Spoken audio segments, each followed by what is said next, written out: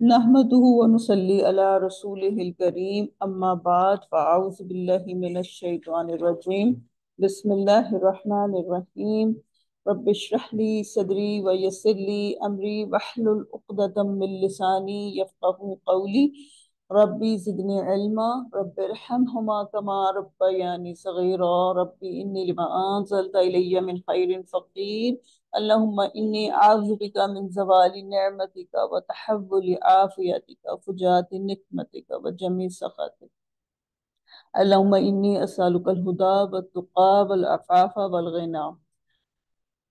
अस्सलाम वालेकुम रहमतुल्लाहि व बरकातुहू। सब बहनों का क्या हाल है? उम्मीद है आप सब खैरियत से होंगी। अल्लाह पाक का करम शुक्र के एक और खूबसूरत पारे के साथ मैं और आप शामिल हैं इधर।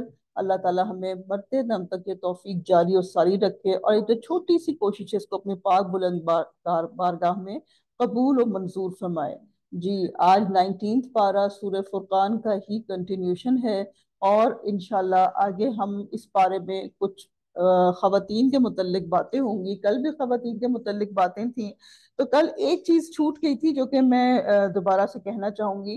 ये सतर की बात कल हम कर रहे थे कि औरतों का अदब से सतर क्या होगा कि आपके हाथ पैर और चेहरा ये खुला रखने की काफी उलमा कराम ने इजाजत दी, लेकिन अब जो है काफी उलमा कराम का और ये इज्तिमाई फतवा है कि औरत को नकाब करना चाहिए। ठीक है जी।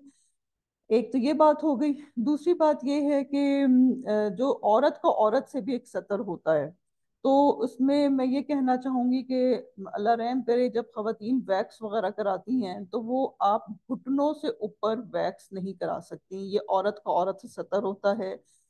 स्विमिंग कर रही हैं, कुछ भी ऐसा है, तो आपका जो ड्रेस है वो घुटनों तक होना चाहिए। उसके ऊपर औरत भी आपका जिस्म नहीं देख सकती। तो अल्लाह रहम करे, कई खवातीन अंडर लेग्स भी करवा लेती हैं, तो इसका तो सवाल ही नहीं। तो ये कल के पारे में छूट गया था जो कि बहुत इंपॉर्टेंट बात थी। मैंने कहा आज हम बात कर लेते हैं। जी, तो अब बाकायदा से हम अपना पारा नंबर 19 सूरह फुरकान रुकू नंबर 3 आयात 21 to 34 ये स्टार्ट लेते हैं और अल्लाह से दुआ करते हैं कि अल्लाह ताला इस पारे के तमाम हीरे मोती हमें अता फरमाएं और हमारी नस्लों तक पहुंचाएं, और साथ में रसूल पाक सल्लल्लाहु अलैहि वसल्लम पे प्यारा सा दुरूद पाक पढ़ लें। अल्लाहुम्मा सल्ली वसल्लिम अला नबीना मोहम्मद सल्लल्लाहु अलैहि वसल्लम। क्योंकि उनकी एफर्ट्स, उनकी कोशिशों से आज हमारे हाथों में कुरान पाक है अल्लाह का कलाम, अल्लाह ने भेजा। लेकिन एक बंदे की अनथक मेहनत, पूरी जिंदगी की मेहनत है जो कि हमारे सामने है।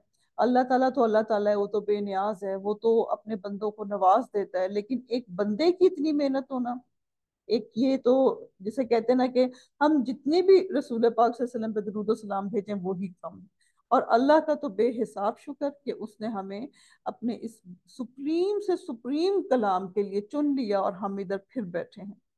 तो फिर वही बात है कि आमों के सीजन में कीड़े वाले आमों की छांटी हो जाती है और कीड़े वाले आम गिर जाते हैं, तो इसी तरह हर पारे में भी छांटी हो जाती है। तो हमेशा दुआ करके बैठें कि अल्लाह मुझे ना छांट लेना। मैं हूं तो बड़ी कमजोर सी, हूं तो बड़ी बेवकूफ सी, लेकिन मुझे प्लीज अपने कलाम के लिए चुन लें और मुझे अपने कलाम के लिए बैठने की तौफीक दे दें, क्योंकि ये काम तौफीक के बगैर हो ही नहीं सकता। ठीक है, मेरे और आपका कोई कमाल नहीं, एक जर्रा बराबर भी कमाल नहीं। तो अल्लाह पाक हमें जमाए रखे, इस्तकामत अता फरमाए।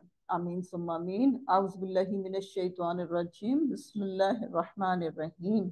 जी, बड़ा खूबसूरत स्टार्ट है। वक़ाल लल्लज़ीना ला यरजूना लिक़ाना।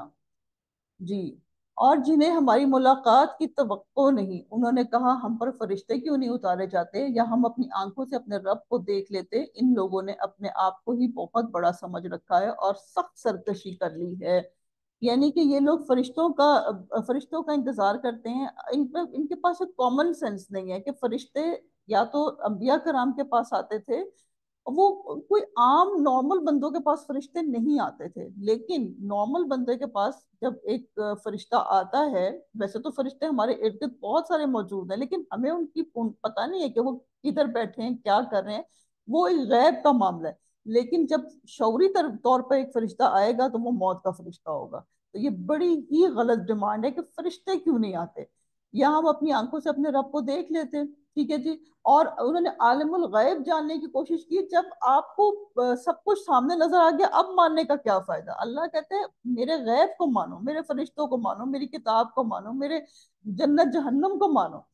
دکھا دیا تو پھر کیا, پھر تو کوئی مزہ, پھر کیا مزہ آیا. جس دن یہ فرشتوں کو دیکھیں گے اس دن گناہ گاروں کے لیے خوشی کی بات نہیں ہوگی, اور کہیں گے خدا کرے تم روک لیے اور بند کر دیے جاؤ.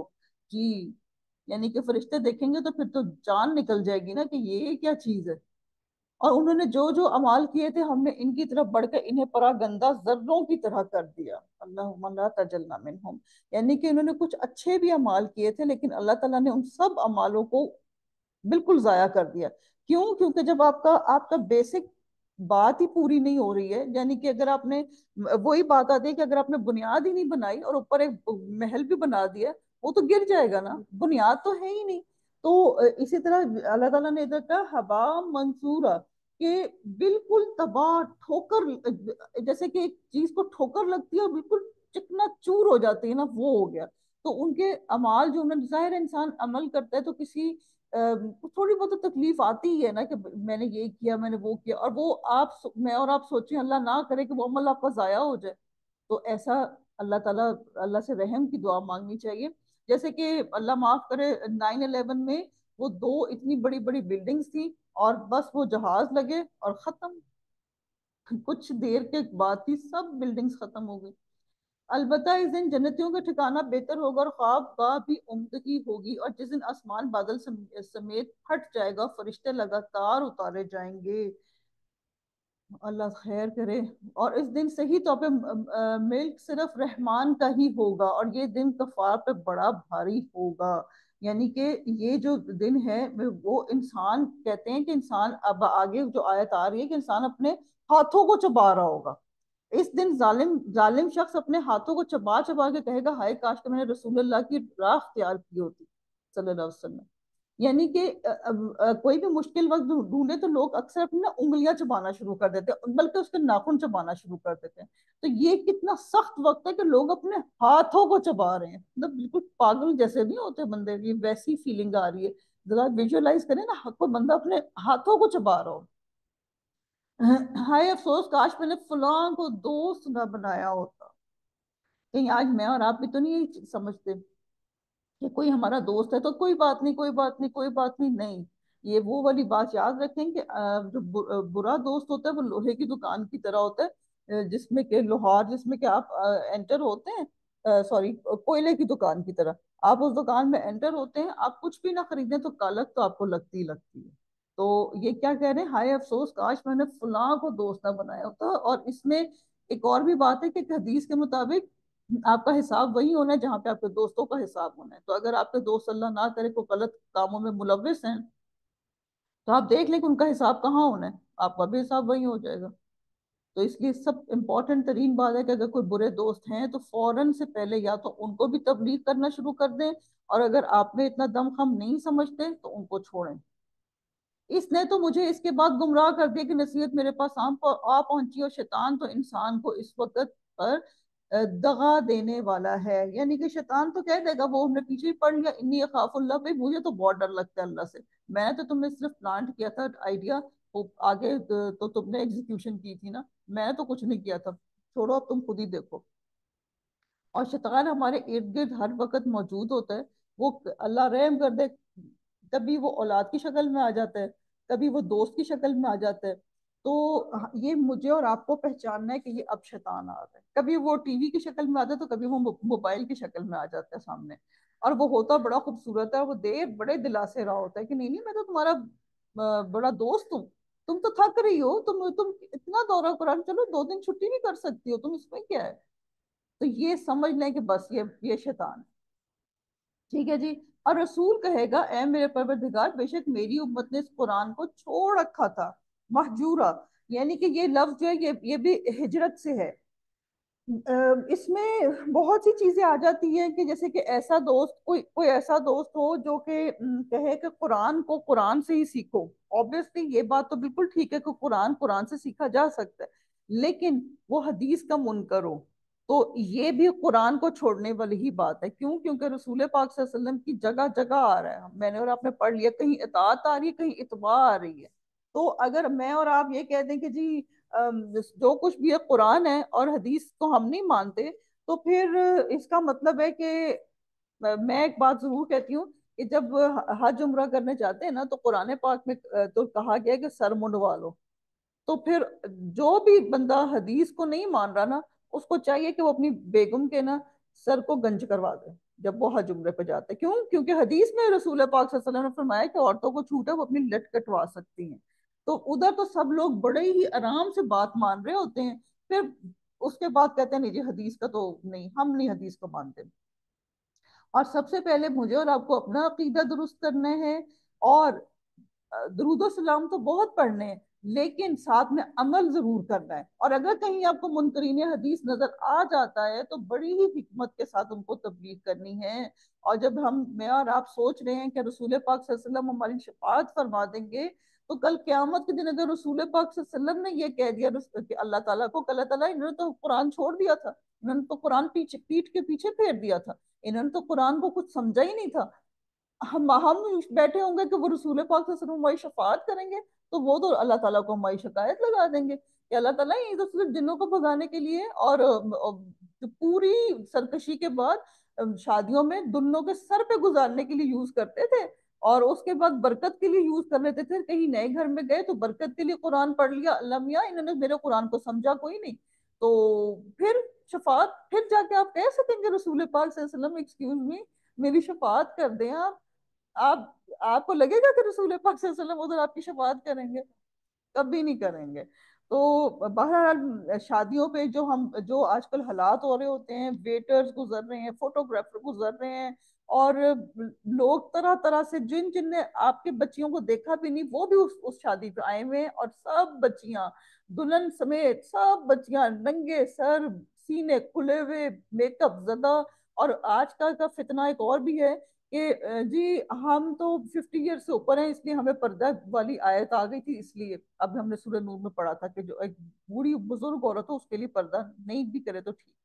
بھئی یہ اس عورت کے لیے نہیں ہے جس نے میک اپ 100 کلو تھوپا ہوا ہو، اور ہر وقت اپنے شیشے میں شکلیں دیکھ رہی ہو، سلیو لیس یا وہ شفون والے اس نے بازو پہنے ہو، اور پھر وہ کہے جی میں تو بوڑھوں کی کیٹیگری میں ہوں.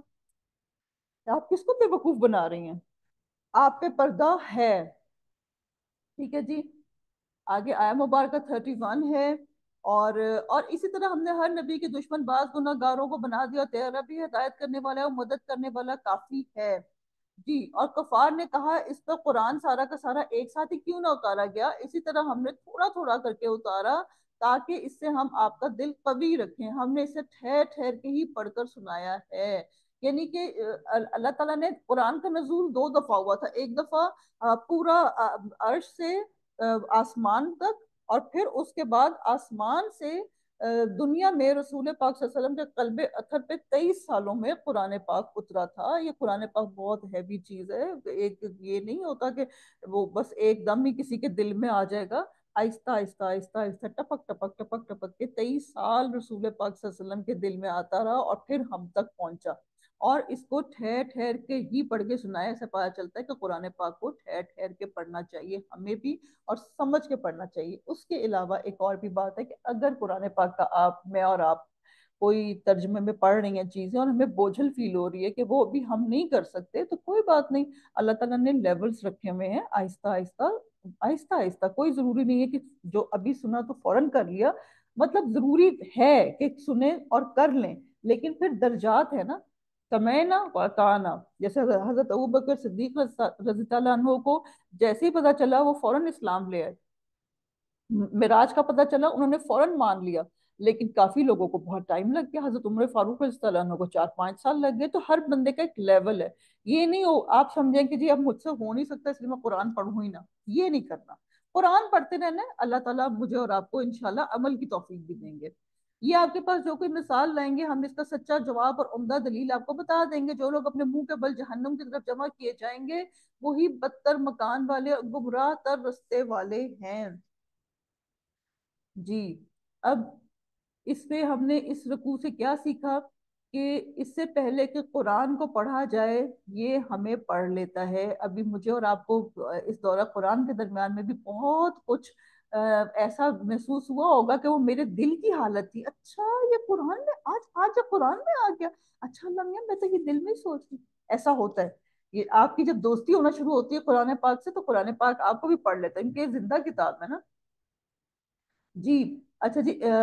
علامہ ابن قیم الجوزی نے ایک دفعہ قرآن پاک کے بارے میں بات کی تھی کہ قرآن کو ترک کرنا کیسا ہے. اس کو نہ سننا، نہ اس پہ ایمان لانا، اس پر عمل نہ کرنا، اس کے حلال و حرام سے نہ رکنا، نہ ہی اس کے کسی حکم کو ماننا، اس کو حاکم نہ بنانا، یعنی کہ جھگڑوں کے فیصلے میں اس پر غور و فکر نہ کرنا اور اس سے علاج نہ کرنا، یہ سب قرآن کو ترک کرنے کے برابر ہے. میں اور آپ سمجھتے ہیں کہ ہم قرآن کو مانتے ہیں تو بس ٹھیک ہے، لیکن قرآن کو ترک کرنا کیا ہے کہ سننا بھی نہ، ایمان بھی نہ لانا. ایمان یہی ہے کہ نا ہم اس پہ عمل ہی نہیں کر رہے، حلال حرام سے نہ رکنا. تو خیر اللہ تعالیٰ ہمیں توفیق دے دے. جی. اور اس میں ہم نے کیا کیا باتیں سیکھی. دنیا میں ہر عمل کرتے ہوئے اس کے بدلے کا یقین رکھنا ہے. اچھا کروں گی تو اچھا ملے گا. ہر نیک کام کرنے سے پہلے اپنی نیت کو پرکھنا ہے کہ کہیں میں لوگوں کے لیے تو نہیں کر رہی ہوں. اچھے دوستوں کی صحبت اختیار کرنی ہے اور برے دوستوں کو اچھی طریقے سے تبلیغ کرنی ہے. قرآن کو سمجھ کر پڑھنا ہے، اس کے مطابق زندگی گزارنی ہے انشاءاللہ. اور جہاں بھی مشکل آ جائے وہاں پہ اللہ سے دعا مانگ لینی ہے. جی. رکوع نمبر 4 ہے 35 to 44 میں نفس کی باتیں آئیں گی. اور بلا شبہ ہم نے موسیٰ علیہ السلام کو کتاب دی، ان کے ہمراہ ان کے بھائی ہارون کو ان کا وزیر بنا دیا. جی. اب اس میں اور کہہ دیا کہ تم دونوں ان لوگوں کی طرف جاؤ جو ہماری آیتوں کو جھٹلا رہے ہیں. پھر ہم نے انہیں بالکل ہی پامال کر دیا، یعنی کہ فرعون کو. اب میں اور آپ صرف اتنی بات سوچیں کہ حضرت موسیٰ علیہ السلام کے جیسی اگر ہمیں اور آپ پرائرٹیز رکھیں گے تو رزلٹ ہمیں ویسا ملے گا کہ امپاسبل کو اللہ تعالیٰ نے پاسبل کر دیا، دریا کو 2 حصوں میں کر دیا. لیکن اگر میرے اور آپ کے کام فرعون جیسے ہوں گے تو پھر رزلٹ بھی فرعون جیسا ہی ہوگا نا. اور اللہ نہ کرے کہ ایسا رزلٹ ہو، اللہ تعالیٰ ہمیں اس سے پہلے ہی ہدایت دے دے. اور قوم نوح نے جب بھی رسولوں کو جھوٹا کہا تو ہم نے انہیں غرق کر دیا اور لوگوں کے لیے انہیں نشان عبرت بنا دیا. ہم نے ظالموں کے لیے دردناک عذاب مہیا کر رکھا تھا. اور عادیوں اور سمودیوں اور کوہ والوں کو ان کے درمیان کی بہت سی امتوں کو ہلاک کر دیا اور ہم نے ان کے سامنے مثالیں بیان کی، پھر ہر ایک کو بالکل ہی تباہ و برباد کر دیا. جی. اللہ تعالیٰ ہمیں بار بار ریمائنڈر دے رہے ہیں. یہ ایک ریمائنڈر ہے کہ تباہ ہو گئی تھی وہ قومیں، دیکھو تو صحیح وہ کرتی کیا تھی. اب تمہیں مہلت ملی ہے تو تم آج کیا کر رہی ہو. یہ لوگ اس بستی کے پاس سے بھی آتے جاتے ہیں جن پر بری طرح بارش برسائی گئی، کیا یہ پھر بھی اسے دیکھتے نہیں؟ حقیقت یہ ہے کہ انہیں مر کر جی کے اٹھنے کی امید ہی نہیں ہے. اور تمہیں جب کبھی دیکھتے ہیں تو تم سے مسخرہ پن کرنے لگتے ہیں. کیا یہی وہ شخص ہے جنہیں اللہ تعالیٰ نے رسول بنا کے بھیجا؟ وہ تو کہیے کہ ہم اس پر جمے رہیں، ورنہ انہوں نے تو ہمیں ہمارے معبودوں سے بہکا دینے میں کوئی کسر نہیں چھوڑی تھی. اور یہ جب عذابوں کو دیکھیں گے تو انہیں صاف معلوم ہو جائے گا کہ پوری طرح راہ سے بھٹکا ہوا کون تھا. یعنی کہ یہ کہتے ہیں کہ ہمارے معبودوں سے بہکا دینے میں کوئی کسر نہیں چھوڑی، یعنی کہ کسی کا آپ بات نہ سننا بنا ہوتا کہ برین واش کر دیں گے. نہ نہ نہ، ادھر مت جانا. تو یہ رسول پاک صلی اللہ علیہ وسلم کے زمانے میں بھی یہی ہوتا تھا کہ وہ بھیجتے تھے کہ جاسوسی کرنے کے لیے جاؤ، جا کے دیکھو ادھر کیا ہو رہا ہے. لیکن جہاں تک ہمارا جیسے کہ یہود ہیں، جو ہمارے مذہب میں بات ہے وہ تو سن لینا، باقی ہمارے مذہب سے باہر کوئی بات ہو وہ مت سننا. تو ان کو اتنا زیادہ خوف تھا کیونکہ سچا مذہب تھا نا. ہے. اور جو سچ ہوتا ہے وہ کھل کر ہی رہتا ہے. جی. اور کیا آپ نے اسے بھی دیکھا جو اپنی خواہش نفس کو اپنا معبود بنائے ہوئے ہے؟ کیا آپ اس کے ذمہ دار ہو سکتے ہیں؟ کیا آپ اس خیال میں ہیں کہ ان میں سے اکثر سننے یا سمجھتے ہیں وہ تو نرے چوپایوں جیسے ہیں، بلکہ ان میں سے بھی زیادہ بھٹکے ہوئے ہیں. یعنی کہ جو نفس کے پیچھے چلا وہ خود ہی بھٹک گیا، اپنی خواہشوں کو اپنا معبود بنا لیا. نماز کا ٹائم آیا تو کوئی بات نہیں، ابھی ابھی پھر پڑھ لوں گی، اچھا پھر پڑھ لوں گی. تو آپ سمجھ لیں کہ وہ خواہش کو اس نے اپنا الہ بنایا ہوا تھا. اور جو ہے اس میں خواہش نفس جو ہے وہ کس کی وجہ سے ہوتی ہے؟ ایک تو میرا اندر کا نفس ہے جو ہمیں نفس امارہ پڑا تھا، اور دوسرا باہر شیطان. اور وہ بہکا دیتا ہے. شیطان آج کل آج کل جو شیطان کا بہت زیادہ غلبہ ہے وہ کیا ہے؟ روٹی کپڑا اور مکان. بس تمہارا یہی کام ہے، اپنے گھر میں بیٹھو تو اپنا گھر سنبھالو. جو امت وسط بننے کا معاملہ تھا وہ تو بالکل سائڈ پہ ہو گیا. جی.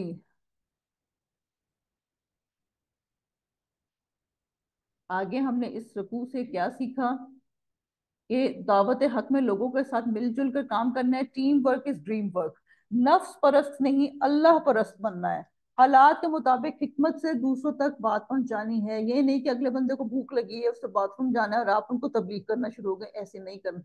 لوگوں کے مذاق اور تنقید کی پرواہ کیے بغیر اپنا کام ایمانداری سے کرنا ہے. یعنی کہ رسول پاک صلی اللہ علیہ وسلم کا مشن اللہ تعالیٰ کی بات آگے پہنچانی ہے. جی. آگے ہے رکوع نمبر 5، آیات 45 to 60. اور کیا آپ نے نہیں دیکھا کہ آپ کے رب نے سائے کو کس طرح پھیلا دیا؟ اور اگر چاہتا تو اسے ٹھہرا ہوا ہی رکھ کر دیتا. پھر ہم نے آفتاب کو اس پر دلیل بنایا، پھر ہم نے اسے آہستہ آہستہ بھی طرف کھینچ لیا. وہی ہے جس نے رات کو تمہارے لیے پردہ بنایا، نیند کو راحت بنائی اور دن کو کھڑے ہونے کا وقت بنایا. یہ آج کے لوگ یہ بات ضرور سن لیں جو پورا دن سوتے ہیں اور پوری رات جاگتے ہیں. آپ فطرت سے الگ بات جب کریں گے تو پھر آپ کی نہ صحت رہے گی اور نہ ہی آپ کو برکت ملے گی. کیوں؟ کیونکہ اللہ تعالیٰ نے ہمارا میٹابولزم جو ہے وہ سورج کے ساتھ کر دیا ہے. جو چیزیں غذائیں آپ سورج کے ساتھ کھائیں گے تو آپ کو فائدہ ملے گا، وہی غذائیں جب سورج کے بغیر کھائیں گے تو آپ کو نقصان دیں گی. آپ نے بڑے بوڑھوں سے سنا ہوگا کہ جی رات کے وقت سیب نہ کھاؤ. وہ کیا وجہ تھی؟ وہ یہی وجہ تھی کہ رات کو سیب تو ہے لیکن جو اللہ تعالیٰ نے جو سورج کی نعمت دی ہے وہ رات کو نہیں ہے. اور رات ہمارے لیے کیا ہے؟ پردے کا کام ہے، سونے کا، آرام کا، سکون کا. سکون کریں. اور وہی ہے جو باران رحمت سے پہلے خوشخبری دینے والی ہواؤں کو بھیج کر ہم آسمان سے پاک پانی برساتے ہیں. کتنی خوبصورت آیات ہیں. ٹھنڈی ٹھنڈی ہواؤں کا لگ رہی ہیں مجھے تو. تاکہ اس کے ذریعے سے مردہ شہر کو زندہ کر دیں، اسے اپنی مخلوقات میں بہت سے چوپائیں اور انسانوں کو پلاتے ہیں. اور بے شک ہم نے اس سے ان کے درمیان طرح طرح سے بیان کیا تاکہ وہ نصیحت حاصل کریں، مگر پھر بھی اکثر لوگوں نے سوائے ناشکری کے مانا ہی نہیں. کتنی کلیئر آیات ہیں. اگر ہم چاہتے تو ہر بستی میں ایک ڈرانے والا بھیج دیتے، بس آپ کفار کا کہنا نہ مانیں اور قرآن کے ذریعے سے ان سے پوری طاقت سے بڑا جہاد کریں. جی. قرآن کے ذریعے سے جہاد. یہ اب میں اور آپ تلواروں سے تو جہاد نہیں کر سکتے. میں نے بہت ہی شروع میں آپ کو بتایا تھا کہ جہاد کے 9 لیولز ہوتے ہیں. تو جو پہلا جہاد کا لیول ہوتا ہے نا وہ جہاد بالنفس ہوتا ہے، اور آخری ہوتا ہے جہاد بالقتال. اور یہ سب ویلڈ ہے آج کے زمانے میں. ہمیں موقع ملے گا جس وقت جہاد بالقتال ضرور ہوگا. اور اس میں جو اب میں اور آپ کر سکتے ہیں قرآن کے ذریعے جہاد، وہ کلمی جہاد ہو سکتا ہے، وہ تبلیغ کا جہاد ہو سکتا ہے. جس وقت لوگ آپ کو منہ پہ بات سنا رہے ہیں اس وقت آپ حکمت کے ساتھ ان سے بات کریں تو یہ ایک بہت بڑا جہاد ہو سکتا ہے. ورنہ آپ یہ دیکھیں نا کہ لوگوں کے پاس بڑی بڑی ڈگریاں ہوتی ہیں. جیسے کہ مثال ہے، آج کوئی ایم اے کی ڈگری لے تو اس کو کچھ بھی نہیں سمجھا جا رہا. ڈاکٹر کی ڈگری کو کچھ نہیں سمجھا جا رہا. ایسے ہی 25,000 پہ ڈاکٹر رکھا جا رہا ہے آج کل. اتنی پڑھائیاں کرنے کے بعد اس کو کوئی کچھ نہیں سمجھ رہا، اسپیشلائز کرنا پڑ رہا ہے. تو جب تم قرآن کی تعلیم حاصل کر لو، قرآن کو دیکھ لو، تو اس کے بارے میں تو مجھے ایک ہی چیز یاد آتی ہے. حضرت عمر فاروق رضی اللہ عنہ نے اپنے مویشی دیکھ کے ایک دفعہ انہوں نے کہا کہ وہ اس وقت امیر المومنین بن چکے تھے. تو انہوں نے دور سے دیکھا کہ مویشی ہیں، تو انہوں نے کہا کہ دیکھو عمر تم پہلے کیا تھے، اسلام نے تمہیں امیر المومنین بنا دیا. یہ ہوتی ہے ایک علم والے کی شان.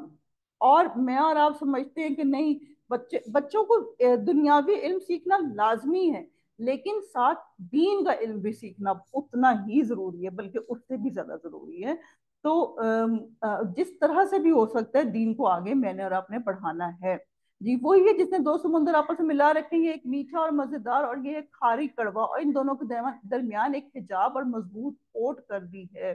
جی. اس میں کھٹا مطلب یہ کہ میٹھا اور کڑوے کی بات آ گئی. تو اس میں اللہ تعالیٰ نے مجھے اور آپ کو یہ چیز سکھائی ہے کہ تمہارے پاس بھی حالات کبھی میٹھے ہوں گے کبھی کڑوے ہوں گے. یہ نہیں ہوگا کہ ہر وقت میٹھا میٹھا پانی چلے گا. تو جس وقت کڑوے حالات ہوں گے اس وقت صبر کر لینا، جس وقت میٹھے حالات ہوں گے اس وقت شکر کر لینا. ٹھیک ہے جی. اور لوگوں کے جو اگر آپ تبلیغ کر رہے ہیں اور کوئی مانے یا نہ مانے، آپ نے تبلیغ کرتے رہنا ہے. اور اگر لوگ آپ کو مذاق بنا رہے ہیں، آپ کو کڑواہٹ فیل ہو رہی ہے دل میں، آپ کو آپ کو ظاہر ہے انسان ہے، تکلیف تو فیل ہو ہی جاتی، تو اس وقت آپ نے صبر کر لینا، کیونکہ یہ ایک اللہ تعالیٰ نے کہہ دیا کھارا، کھاری یعنی کہ کڑوا، یہ جو چیزیں ایگزسٹ کرتی ہیں، اور لوگوں کے آنے جانے سے نہیں گھبرانا، یہ اللہ تعالیٰ پہ چھوڑ دینا، کوشش آپ کی ہوگی، لوگوں کا آنا جانا اللہ کی ذمہ داری ہے، ٹھیک ہے جی۔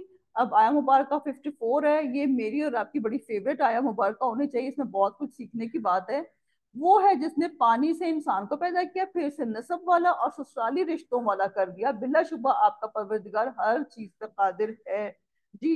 اب اس میں سسرال کا ذکر آ گیا ہے، میں نے بھی جب یہ فرسٹ ٹائم آیا مبارکہ پڑھی تھی تو میں بڑی حیران ہوئی تھی، میں تو سمجھتی تھی کہ سسرال تو انسان خود ہی دیکھتا ہے کرتا ہے اور وہ ہوتے ہیں، لیکن اللہ تعالیٰ نے تو قرآن میں بھی لکھ دیا کہ جی سسرالی رشتے دار۔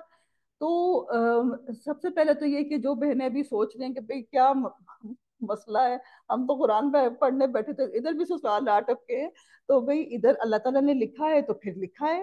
اور مجھے اور آپ کو اس میں سے کچھ سیکھنے کی بات کیا ہے کہ سسرال میں بھی کبھی میٹھی باتیں ہوں گی، کبھی کڑوی باتیں ہوں گی، اللہ تعالیٰ نے پہلے میٹھے اور کڑوے کا ذکر کر کے پھر سسرال کا ذکر کر دیا ہے، تو اس کا مطلب ہے کہ سسرال میں بھی دونوں باتیں ہوں گی، اور مجھے اور آپ کو اس کو جب کڑوی باتیں ہوں گی تو صبر کرنا ہے۔ مجھے یاد ہے کہ جب ہم بچپن میں چھوٹے ہوتے تھے نا، اللہ رحم کرے، مجھے نا مہندیاں، ڈھول، ان چیزوں کا بڑا ہی شوق تھا، اور جو ڈھولکیوں پہ گانے گاتے تھے نا تو اس میں تو میں بڑی آگے آگے ہوتی تھی، تو وہ ایک گانا ہوتا تھا، تب لڑکے لڑکیوں کے گھر والوں کا آپس میں کمپٹیشن ہوتا تھا مہندیوں میں، تو اتنا مجھے افسوس ہوتا ہے کہ وہ میں نے بھی بڑا گایا ہوا وہ گانا، کہ باقاعدہ مجھے آج کچھ یاد آ رہا تھا کہ نند گلی کا گند، مطلب آگے پیچھے کافی کچھ تھا، اور ساس گلے کا پھانس، مطلب پھر ایکشن سے بتایا جا رہا ہے کہ ساس کو کیا کرنا ہے، اور تم نے جیٹھ کو کیا کرنا ہے، اور لڑکی حالانکہ یہ مزاج ہو رہا ہوتا تھا لیکن اس میں کئی دفعہ لڑائیاں بھی ہو جاتی، مطلب اتنا زیادہ اللہ معاف کرے جہالت تھی، اور جو میں نے خود بھی کی ہوئی ہے، اللہ مجھے معاف کرے۔ بہرحال کہنے کی بات ہے کہ یہ چیزیں جب ہم کرتے ہیں تو غیر شعوری طور پہ بچی کی تربیت بھی ہو رہی ہوتی ہے۔ تو جی اب ایک بات ہے کہ کوئی عورت اگر ساس بنے تو وہ کیا کرے، سب سے پہلی بات ہے کہ وہ اپنی پوزیشن سمجھے کہ میں ساس ہوں، میں بزرگ ہوں، نمبر 1 بات۔ نمبر 2 بات یہ کہ بہو کو بیٹی نہیں سمجھنا۔ اب یہ آپ کو بڑا عجیب لگے گا کہ میں یہ بات کہہ رہی ہوں، کیوں؟ کیونکہ اللہ تعالیٰ نے اس کو بہو بنایا، آپ کی بیٹی نہیں بنایا، بایولوجیکلی اللہ تعالیٰ نے آپ کی بیٹی کو آپ کی بیٹی بنایا ہے، تو جو اللہ نے رشتے بنائے ہیں وہ بہترین ہے۔ آپ بیٹی کو جتنا مرضی ڈانٹ لیں، جو مرضی کر لیں، وہ پھر بیٹی ہے، وہ بھول جائے گی اور وہ یاد نہیں رکھے گی، لیکن بہو جو ہے اس کی ایک عزت نفس ہے، وہ اپنا گھر چھوڑ کر آئی ہے، وہ اپنی ماں باپ چھوڑ کر آئی ہوئی ہے، آپ اس کو اس طرح سے نہیں ڈانٹ سکتی جیسے آپ اپنی بیٹی کو ڈانٹتی تھی، اس لیے آپ اس کو نہیں ڈانٹ ڈپٹیں گی۔ اور بہوؤں کو بھی چاہیے کہ اپنی ساس کو ساس سمجھیں، ان کو عزت دیں، اور ہر وقت یہ نہ پوچھتی پھرے، مجھ سے واٹس ایپ پہ کئی دفعہ یہ سوال ہو رہا ہوتا ہے کہ کیا میرے ساس سسر کی خدمت کرنا میری ذمہ داری ہے؟ تو آپ یہ سوچیں، جو بہویں ہیں میں ان کو ریکویسٹ کروں گی کہ جو بچہ ایک ساس نے بالکل، ہم نے بھی پیچھے ہی پڑھ لیا نا کہ گوشت کا لوتھڑا تھا، گوشت کا بالکل لوتھڑے سے اس بچے کو پیدائش ہوئی اور پھر وہ آگے بڑا ہوا، تو ایک بچے کو ساس سسر نے اتنا بڑا کر دیا، اور پھر آپ کہتی ہیں کہ جی میں ساس سسر کی کوئی خدمت کرنے کی حقدار ہوں یا نہیں ہوں؟ جس اسلام نے ہمسایوں کے لیے اتنے سارے حقوق بیان کر دیے، تو کیا وہ ساس سسر کے لیے جو آپ کے ساتھ والے کمرے میں ان کے کوئی حقوق نہیں ہوں گے؟ بچیوں کو چاہیے کہ وہ صرف یہ کریں کہ جو مائیں ہوتی ہیں، جو ساسیں ہوتی ہیں، سسر ہوتے ہیں، وہ آپ کی عزت چاہتے ہیں، آپ ان کو عزت سے ایک چائے کا کپ بنا دیں، ساتھ کو ایک چھوٹی سی کوئی مزیدار سی چیز بنا دیں، وہ اس سے خوش ہو جائیں گے۔ اور اس کے علاوہ جو مائیں ہوتی ہیں، مائیں، اب تو ساسوں کی بات ہوگی نا، جو مائیں ہیں وہ کیا کریں؟ وہ اپنی بچیوں کی تربیت کریں، اور وہ اپنی بچیوں کی تربیت کیسے کریں؟ وہ ان کو سکھائیں محبت فاتح عالم، آپ محبت کریں گی تو آپ محبت کرنے سے دنیا کو فتح کر سکتے۔ مائیں اپنی بیٹیوں کو یہ سکھائیں، یہ نہ سکھائیں کہ بیٹی اچھا اگر کچھ کیا نا تم مجھے میسج کرنا، میں تمہیں فوراً جواب دوں گی کہ تم نے کیا کرنا ہے۔ ہر وقت اسٹریٹجیز نہ بنائیں، یہ کوئی جنگ کا میدان نہیں ہے، یہ ایک گھر ہے، اور وہ جو ساس صاحبہ ہیں وہ ان کی ایک ایج ہے، یقیناً وہ کوئی نہ کوئی دوائیاں بھی کھاتی ہیں، اگر وہ کچھ آگے پیچھے کر لیتی تھوڑا بہت صبر کر لیں۔ میں تو یہ بھی ایک بات کہتی ہوں، یہ بڑا ہی مجرب نسخہ ہے، میں نے اپنی بہت اسٹوڈنٹس کو کہا ہوا ہے کہ آپ اپنی سانس کے پیر دبا دیا کریں. کتنا ٹائم لگتا ہے؟ 5 منٹ. 5 منٹ زیادہ بتا رہی ہوں، 2 منٹ ان کے پیر دبائیں. کیوں؟ کیونکہ وہ آپ کے میاں کی جنت ہیں. وہ اگر اگر وہ ناراض ہوئی، آپ سے ناراض ہوئی، تو ظاہر ہے آپ کے ہسبینڈ کی جنت خراب ہو رہی ہے نا. یہ تو سوچیں، ذرا سوچیں تو صحیح، صرف دنیا کو تو نہ سوچیں. آپ کے ہسبینڈ کی جنت خراب ہو رہی ہے، آپ افورڈ کر سکتی ہیں تو ان کو منا کے، ان کو پیار محبت سے ایز اے بہو ان سے بہت محبت کریں، اور ساسیں بھی ان کو ان کی باتوں کو چھوڑ دیں. جیسے وہ اپنی بیٹیوں کو ہر ہر بات پہ ٹوکری ہوتی نا، بیٹا یہ نہ کرو، بیٹا وہ نہ کرو، وہ بہوؤں کو نہ کریں. یہ چیز بہت ضروری ہے. ٹھیک ہے جی. اب آگے بہت امپورٹنٹ آیا مبارکہ آ رہی ہیں. یہ اللہ کو چھوڑ کر ان کی بات کرتے ہیں جو نہ تو انہیں کوئی نفع دے سکے، نہ کوئی نقصان پہنچا سکے. اور کافر تو ہے ہی اپنے رب کے خلاف شیطان کی مدد کرنے والا. ہم نے تو آپ کو خوشخبری اور ڈر سنانے والا بنا کر بھیجا ہے. کہہ دیجئے کہ میں قرآن کے پہنچانے پر تم سے کوئی بدلہ نہیں چاہتا، مگر جو شخص اپنے رب کی طرف راہ پکڑنا چاہے. جی. تو اس میں ہمیشہ زندہ رہنے والے اللہ تعالیٰ پر توکل کریں. جسے کبھی موت نہیں، اور اس کی تعریف کے ساتھ پاکیزگی بیان کرتے رہیں. وہ اپنے بندوں کے گناہوں سے کافی خبردار ہے. اللہ تعالیٰ ہمیں اپنے گناہوں سے محفوظ رکھے، اور جو گناہ سے ہم ٹیمپٹیشنز لیتے ہیں، اللہ تعالیٰ ان ٹیمپٹیشن سے بھی دور کر دے ہمیں. وہی جس نے آسمان اور زمین ان کے درمیان کی سب چیزوں کو 6 دن میں پیدا کیا، پھر عرش پہ مصطفیٰ ہوا. وہ رحمان ہے. آپ اس کے بارے میں کسی خبردار سے پوچھ لیں. ان سے جب بھی کہا جاتا ہے کہ رحمان کو سجدہ کرو، تو جواب دیتے ہیں رحمان ہے کیا؟ کیا ہم اسے سجدہ کریں جس کا تو ہمیں حکم دے رہا ہے؟ اور اس تبلیغ نے ان کی نفرت میں مزید اضافہ کر دیا ہے. یعنی کہ مطلب پوچھ رہے رحمان کیا ہے. اللہ تعالیٰ حالانکہ اتنا کلیئر ہے کہ رحمان رحمت. تو جی ہم نے اس رکوع سے کیا سیکھا؟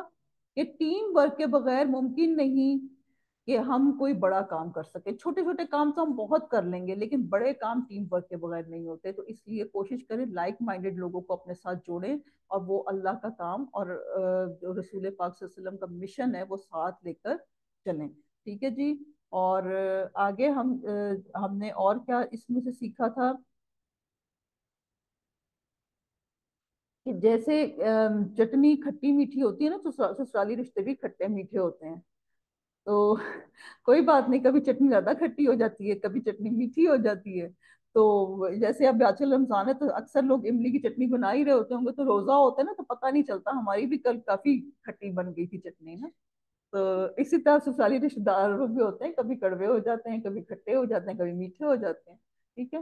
تو یہ بھی سوچنا ہے کہ کبھی کبھی کھٹے ہوتے ہیں تو کبھی کبھی میٹھے بھی تو ہوتے ہیں نا. اس لیے ضرور ضرور اپنے رشتہ داروں کی قدر کریں، اور کسی ایک دو واقعات پہ کوئی بات جو ہے نا ایک حتمی بات نہ کرنی. اور سسرال اور میکے میں بیلنس کرنا ہے، یہ لازمی بات ہے. اگر آپ کسی سے اپنائیت کے ساتھ رہیں گے نا، تو آپ کو ایک ٹائم آئے گا کہ وہ جسے کہتے ہیں نا کہ آئس بریک ہو جاتی ہے، وہ ہو جاتی ہے. تو کوئی کوئی رشتے ہوتے ہیں جو کہ آزمائش بھی ہوتے ہیں، کل ہی ہم نے پڑھا تھا. تو اپنے لیے بڑی حکمت کے ساتھ رہنا ہے. ٹھیک ہے جی. اب ہم نے اس کے علاوہ اب آگے رکوع نمبر 6 ہے، آیات 61 to 77 ہے. بات کرنے کو تو بے شمار ہے، لیکن ابھی ٹائم نہیں ہے. عباد الرحمان کی بات آئے گی اس میں. جیسے ہم نے کل پڑھا تھا، کل ہم نے سورہ مومنون کی سٹارٹ سے میں پڑھا تھا کہ مومنین کی صفات پڑھی تھیں. تو میں نے آپ کو بتایا تھا کہ سورہ معارج میں فرسٹ لیول مومن ہے، سورہ مومنون میں سیکنڈ لیول مومن ہے، اور اس میں جو مومن آئے گا وہ نمبر 1 مومن ہوگا. ٹھیک ہے جی. اللہ کرے میں اور آپ عباد الرحمان میں آ جائیں، ٹاپ مومن. بابرکت ہے وہ جس نے آسمان میں برج بنایا، اس میں آفتاب بنایا، منور مہتاب بنایا. اسی نے رات اور دن کو ایک دوسرے کے پیچھے آنے جانے والا بنایا. اس شخص کی نصیحت کے لیے جو نصیحت حاصل کرنے یا شکر گزاری کرنے کا ارادہ رکھتا ہو. رحمان کے سچے بندے وہ ہیں. اچھا جی. اب کوالٹیز دیکھیں. جو زمین پر مصلحت کے ساتھ چلتے ہیں، جب بے علم لوگ ان کے سامنے باتیں کرنے لگتے ہیں تو وہ کہہ دیتے ہیں کہ سلام. اچھا جی. اب یہ جو سلام ہے، یہ وہ والا سلام نہیں کہ کبھی میں آپ سے باتیں کرنے لگوں آپ مجھے کہیں السلام علیکم. ایسی بات نہیں ہے. ایسی بات ہے کہ سلامتی، مطلب ان کو سلامتی کے ساتھ آپ سائٹ پہ ہو جائیں۔ اور جو اس میں ایک لفظ یوز ہوا ہے نا کہ جب جاہل سامنے آئے، تو یہ جاہل جو ہوتا ہے نا، یہ عربی زبان میں وہ بندہ ہوتا ہے جو بہت غصے کا تیز ہو۔ اب ایک بندہ غصے کا تیز ہے، وہ ایک جیسے مثال ہے کہ طوفان آیا ہوا ہے، تو طوفان کے اوپر آپ بھی طوفان کھڑا کر دیں گی تو پھر کیا ہوگا؟ سب کچھ اڑ جائے گا نا۔ تو اس لیے آپ اس وقت حکمت سے، پیار محبت سے سائڈ پہ ہو جائیں، پھر جب وقت ہے تو بات کر لیں، ٹھیک ہے نا؟ اور جب اپنے رب کے سامنے سجدے اور قیام کرتے ہوئے راتیں گزار دیتے ہیں، جو یہ دعا کرتے ہیں، اے ہمارے پروردگار ہم سے دوزخ کا عذاب پرے ہی پرے رکھ، کیونکہ اس کا عذاب چمٹ جانے والا ہے، بے شک وہ ٹھہرنے اور رہنے کے لحاظ سے بدترین جگہ ہے۔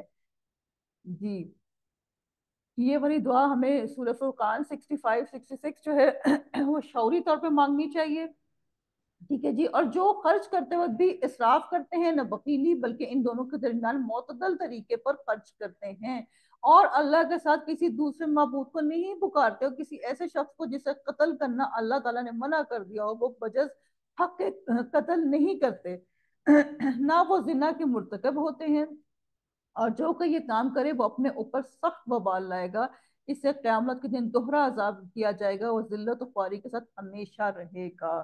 جی، اس میں اب آپ دیکھیں کہ 65 نمبر آیا مبارکہ میں حسن بصری رحمہ اللہ نے ایک دفعہ فرمایا تھا کہ لوگ اس ایک ٹائم پہ نیکی کر کے اتنا ڈرتے تھے کہ آج گناہ کر کے لوگ نہیں ڈرتے۔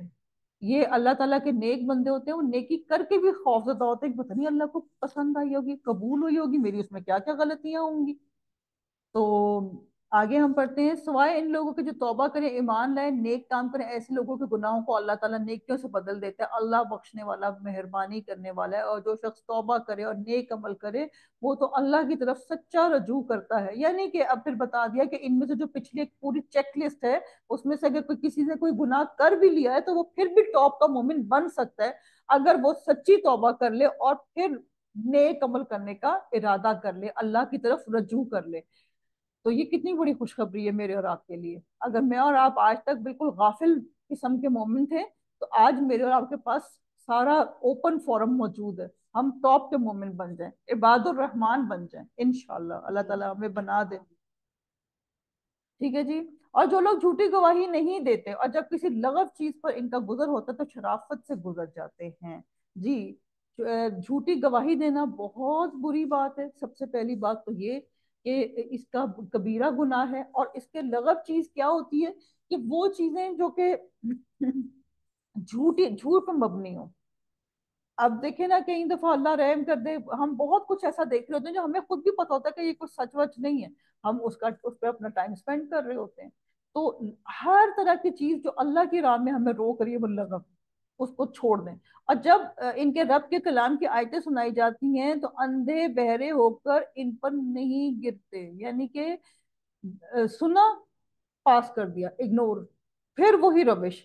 تو اندھے بہرے نہیں ہوتے بلکہ دھیان سے دعا کرتے ہیں اور اللہ تعالیٰ کی آیتوں کو غور کرتے ہیں، اور یہ دعا کرتے ہیں کہ ہمارے پروردگار تو ہمیں ہماری بیویوں اور اولاد سے آنکھوں کی ٹھنڈک عطا فرما، ہمیں پرہیزگاروں کا پیشوا بنا دے۔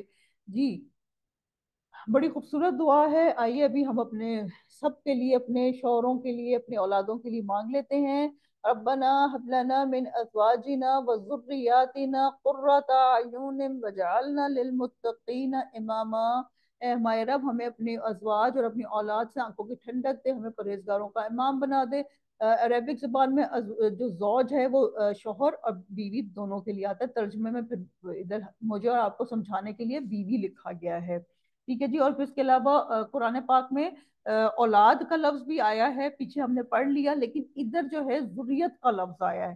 ذریت یعنی کہ جیسے ہم کہتے ہیں نا شجرہ نسب، تو شجرہ نسب میں ساری نسلیں آتی ہیں نا، جیسے کہ جی یہ تھے یہ تھے یہ تھے، پھر ان کا پوتا، پھر پڑ پوتا، پھر وہ، تو یعنی کہ اگر یہ دعا میرے اور آپ کے لیے قبول ہوئی تو ہماری نسلوں کے میں یہ دعا جائے گی، ٹھیک ہے نا؟ تو انشاءاللہ، اور پھر انشاءاللہ ہم قیامت والے دن کھڑے ہوں گے تو ہمیں پتہ چلے گا جی ایک فوج کی فوج مومنین کے ہمارے ساتھ کھڑی ہوئی ہے، متقین کی، تو ہم دیکھیں گے تو یہ تو ہماری اس دعا کا نتیجہ تھا جس میں ہمارے نسلوں کے بچے کھڑے ہوئے ہیں ہمارے ساتھ انشاءاللہ۔ تو ادھر یہ بھی بات ہے کہ جیسے مائیں اتنی محنت کرتی ہیں نا بچوں کو کھانا کھلانے میں، ان کو کبھی دودھ میں روح افزا ملا دیتی ہیں، چلو بھی میرا بچہ دودھ پی لے، چلو جی روٹی میٹھی روٹی پکا دیتی ہیں، اس کو میٹھی روٹی پسند ہے، کھانا نہیں کھا رہا، یہ مطلب 100 جتن کرتی ہیں۔ تو ایسے ہی 100 جتن ہمیں کرنے ہیں اپنے بچوں کو قرآن سے جوڑنے کے لیے، اللہ سے جوڑنے کے لیے، اور فکر بھی کرنی ہے کہ ہائے اس نے آج آج قرآن نہیں پڑھا، اس کی فکر کرنی ہے مجھے اور آپ کو، ٹھیک ہے جی۔ یہی وہ لوگ ہیں جنہیں ان کے صبر کے بدلے جنت کے بلند و بالا خانے دیے جائیں گے، جہاں انہیں دعا سلام پہنچایا جائے گا۔ اللہ کرے ہمیں بھی جنت کے بلند بالا خانے ملے، اور اس میں یہ ہمیشہ رہیں گے۔ وہ بہت ہی اچھی جگہ اور عمدہ مقام ہے، کہہ دیجئے اگر تمہاری دعا التجا پکارنا نہ ہوتی تو میرا رب تمہاری مطلق پرواہ نہ کرتا، تم تو جھٹلا چکے، اب ان قریب اس کی سزا تمہیں چمٹ جانے والی ہوگی۔ جی الحمدللہ رکوع پورا ہوا۔ اس میں ہم نے اس رکوع سے یہ سیکھا کہ جو اس میں ہم جلدی جلدی عباد الرحمان کی جو کوالٹیز ہیں وہ دوبارہ سے کر لیتے ہیں۔ وہ کیا کرتے ہیں جو عباد الرحمان ہوتے ہیں؟ انکساری اور بردباری کرتے ہیں، تہجد پڑھتے ہیں، اللہ کا خوف رکھتے ہیں، فضول خرچی اور بخیلی فضول خرچی بھی نہیں کرتے اور بخیلی بھی نہیں کرتے، شرک سے بچتے ہیں، زنا نہیں کرتے، ناحق قتل نہیں کرتے، توبہ کرتے ہیں، جھوٹ چھوڑ دیتے ہیں، اور بدسلوکی کرنے والوں کے ساتھ درگزر کر لیتے ہیں، اور حق کی دعوت کو قبول خود بھی قبول کرتے ہیں اور آگے بھی پہنچاتے ہیں، دل جوڑ دیتے ہیں، تانے نہیں دیتے، الجھاتے نہیں ہیں، سلجھانے والے لوگ ہوتے ہیں، اور ہم ان شارٹ کہیں تو وہ اللہ کے بڑے ہی پیارے بندے ہوتے ہیں، ٹھیک ہے جی۔ اور رات کی عبادات جو ہے نا، اس میں رات کی عبادات کا ذکر آیا تو رات کی عبادات جو ہوتی ہے نا وہ بڑی ہی خوبصورت عبادات ہوتی ہیں۔ سب سے پہلی بات تو یہ اللہ سے راز و نیاز کرنے کی بات ہوتی ہے۔ صبح کے وقت ہمیں اور اتنے لوگ ہوتے ہیں ارد گرد، وہ فوکس نہیں بنتا جو رات کی عبادت میں فوکس بنتا ہے۔ تو اور اس رات کی عبادت سے علماء کرام کہتے ہیں کہ آپ کی عقل بھی تیز ہوتی ہے، اور اللہ تعالی ہم سب کو توفیق دیں کہ ہم راتوں کو جاگ جاگ کے اللہ کی عبادت کر سکیں۔ جی آگے چلتے ہیں۔ رکوع نمبر، جی اچھا یہ ہماری جو سورہ ہے اللہ کی رحمت اور توفیق سے کمپلیٹ ہوئی ہے، اور اب ہم آگے سورہ شعراء پڑھ رہے ہیں۔ سورہ فرقان کمپلیٹ ہوئی۔ فرقان کا ایک تو مطلب میں آپ کو بتاؤں کہ لغوی معنی، جیسے ہم اردو میں پڑھتے ہیں نا فرق، فرق اس چیز میں یہ فرق ہے، تو فرقان کا یہ مطلب ہے لغوی معنی کے طور پہ، اور ویسے قرآن پاک کے مطابق کہ یہ حق اور باطل کا فرق کر دیتی ہے۔ قرآن پاک کا ایک نام فرقان بھی ہے کہ یہ جھوٹ اور سچ بالکل کلیئر ہو جاتا ہے۔ اگر میں اور آپ صرف ترجمہ بھی پڑھیں تو ہمیں کافی کچھ سمجھ آتا ہے کہ کیا بات بتائی جا رہی ہے اور کیا سچ ہے۔ جی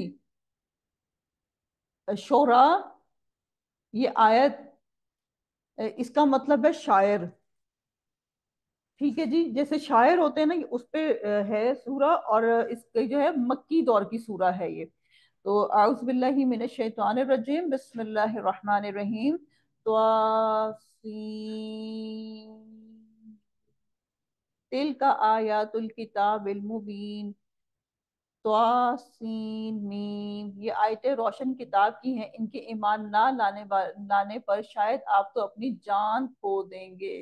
صدقے جاؤں میں رسول پاک صلی اللہ علیہ وسلم پہ کہ ان کو کیا کیا کیا اللہ کا واقعون، جیسے وہ اپنے آپ کو ذبح کر لیں گے، وہ اتنا ہمارے لیے دکھ کرتے تھے، اتنا دکھ کرتے تھے کہ پریشان رہتے تھے۔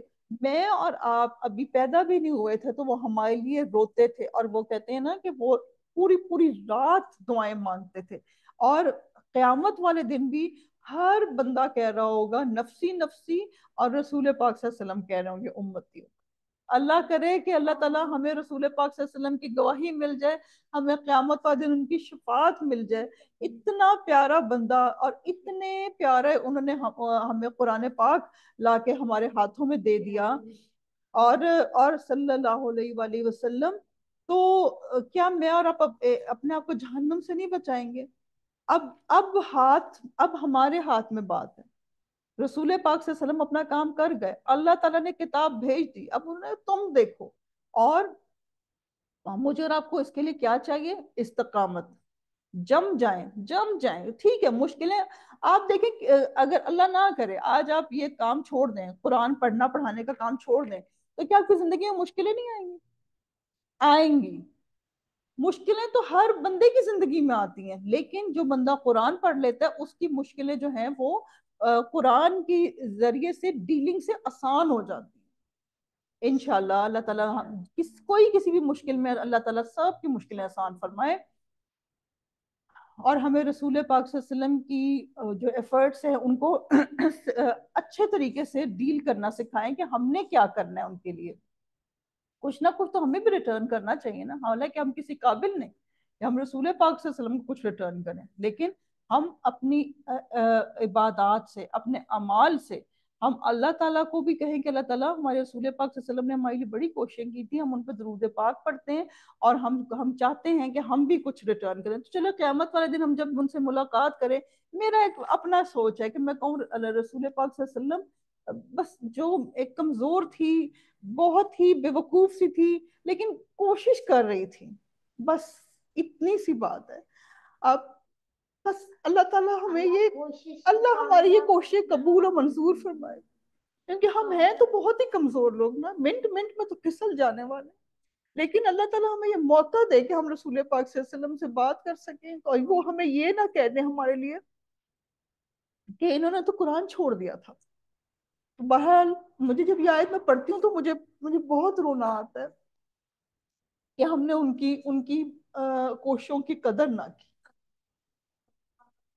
اور اگر ہم چاہتے تو ان پر آسمان سے کوئی ایسی نشانی اتارتے کہ جس کے سامنے ان کی گردنیں خم ہو جاتی، اور ان کے پاس رحمان کی طرف سے جو بھی نئی نصیحت آتی ہے یہ اس سے روح گردانی کرنے والے بن کے ان لوگوں نے جھٹلایا ہے. اب ان کے پاس جلدی سے اس کی خبریں آ جائیں گی جس کے ساتھ وہ مسخرہ پن کر رہے ہیں، مذاق ہی مذاق. یہ میں نے جو اپنی زندگی میں انالیسس ہے میرا کہ یہ وہ لوگ ہوتے ہیں جو سوچتے سمجھتے کم ہیں، جو ہر وقت مذاق کر رہے ہوتے ہیں نا. تو میں نے اپنے لیے ایک علاج نکالا ہوا ہے کہ دن میں کم از کم بھی 10 سے 15 منٹ بالکل آنکھیں بند کر کے سوچنا کہ آج کے دن میں نے کیا کیا کیا تھا، اگر کوئی میں نے مذاق کیا تھا تو وہ میں نے کیوں کیا تھا. تو پھر مجھے کافی حد تک پتا چلتا ہے کہ مجھے میں نے سوچا نہیں. میں اپنی بات کروں گی کہ میرے محاسبے کی بات یہ تھی کہ جہاں انسان سوچ سمجھ نہیں رکھتا تو وہاں پہ مذاق ہوتا ہے. آج میں نے دیکھا کہ بہت سے بچے جو ہے وہ میمز بنا رہے ہوتے ہیں، اور ان میں بھی زیادہ تر تعداد یہی ہے کہ بس اپنا کانٹینٹ بنائے جاؤ بنائے جاؤ بنائے جاؤ، سوچو مت کہ یہ اچھا ہے یا برا ہے. تو پلیز ہر بات سے پہلے 10 دفعہ سوچیں کہ میں نے یہ کرنی ہے یا نہیں کرنی. کیا انہوں نے زمین پہ نظریں نہیں ڈالی کہ ہم نے اس میں ہر طرح کے نفیس جوڑے کس قدر اگائے؟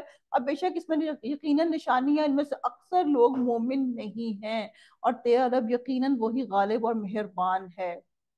جی یہ ماشاءاللہ سے رکوع کمپلیٹ ہوا ہے، اور اس رکوع میں ہم نے کیا سیکھا کہ جب تک ہمارے اندر بھی یہ جو رسول پاک صلی اللہ علیہ وسلم کے اندر ایک بقا کی کیفیت تھی نا، کہ اللہ تعالیٰ نے کہا کہ آپ جان کھو دیں گے، جب تک میرے اور آپ کے اندر یہ کیفیت نہیں ہوگی ہم آگے دعوت کا تبلیغ کا کام نہیں کر سکتے. اتنا درد لانا ہے امت کے لیے، اتنا درد.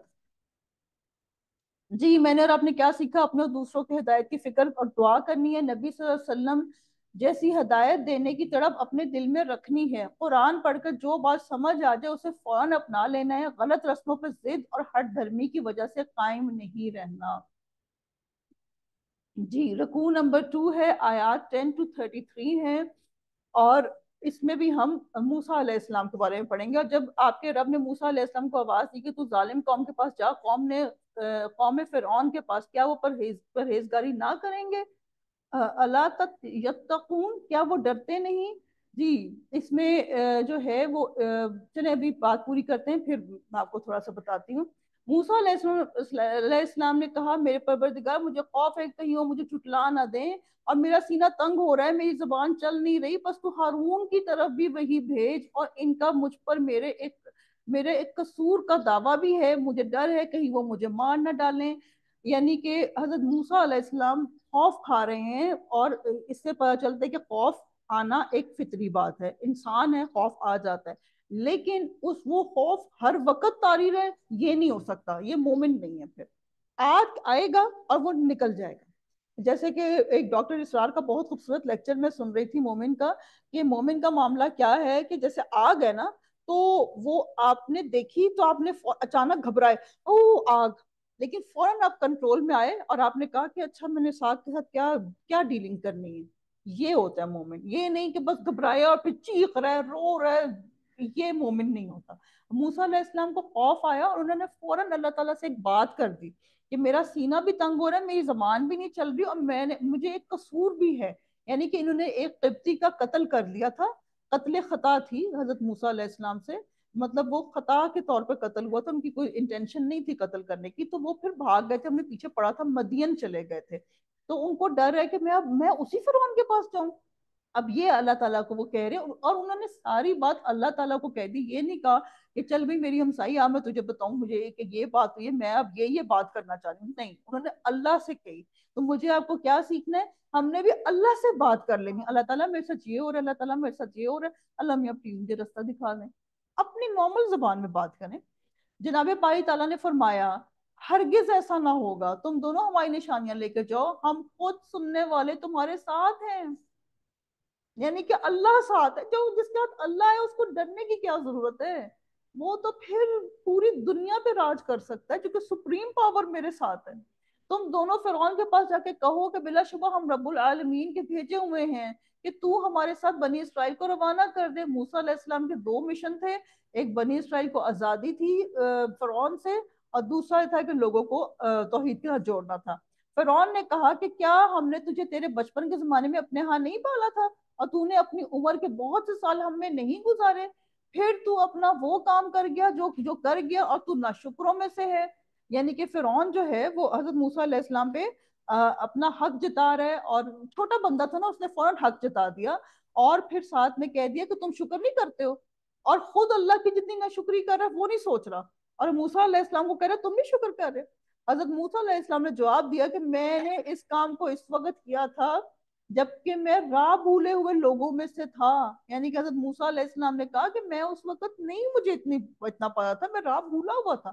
میں اور آپ بھی کہہ سکتے ہیں، اگر آج میں اور آپ تبلیغ کریں اور کوئی اگر آپ کا بچپن یاد کرائے، آپ کو جوانی کے کوئی معاملات یاد کرائے، تو آپ کہیں میں اس وقت بھٹکی ہوئی تھی، میں بھولی ہوئی تھی، کوئی بات نہیں، اب اللہ نے مجھے رستہ دکھا دیے، پھر تم سے خوف کھا کر میں تم سے بھاگ گیا، پھر مجھے میرے رب نے حکم اور علم عطا فرمایا، مجھے پیغمبروں میں سے کر دیا. سبحان اللہ، کیا خوبصورت بات ہو رہی ہے. پھر مجھ پہ تیرا کیا یہی وہ احسان ہے جسے تو جتلا رہا ہے کہ تو نے بنی اسرائیل کو غلام بنا رکھا ہے؟ اچھا جی، موسیٰ علیہ السلام بالکل نہیں ڈرے. انہوں نے کہا تمہارا کیا احسان ہے مجھ پہ، کہ یہ احسان ہے کہ تم نے میری قوم کو غلام بنایا ہوا ہے. اور مجھے اور آپ کو پتا ہونا چاہیے کہ غلام کیا ہوتے تھے، کہ غلاموں کو کوئی پیسے نہیں ملتے تھے، جو اگر ان کا دل ہوگا تو وہ کھانا دے دیں گے، نہیں دل ہوگا تو کھانا بھی نہیں دیں گے. اور اگر غلام کو کسی اور جگہ کام پہ بھیجا جاتا تھا تو غلام کو جتنے پیسے ملتے تھے کام کے، وہ سارا اس کا آقا رکھتا تھا. غلام کو کچھ نہیں ملتا تھا، جسٹ لائک جانور.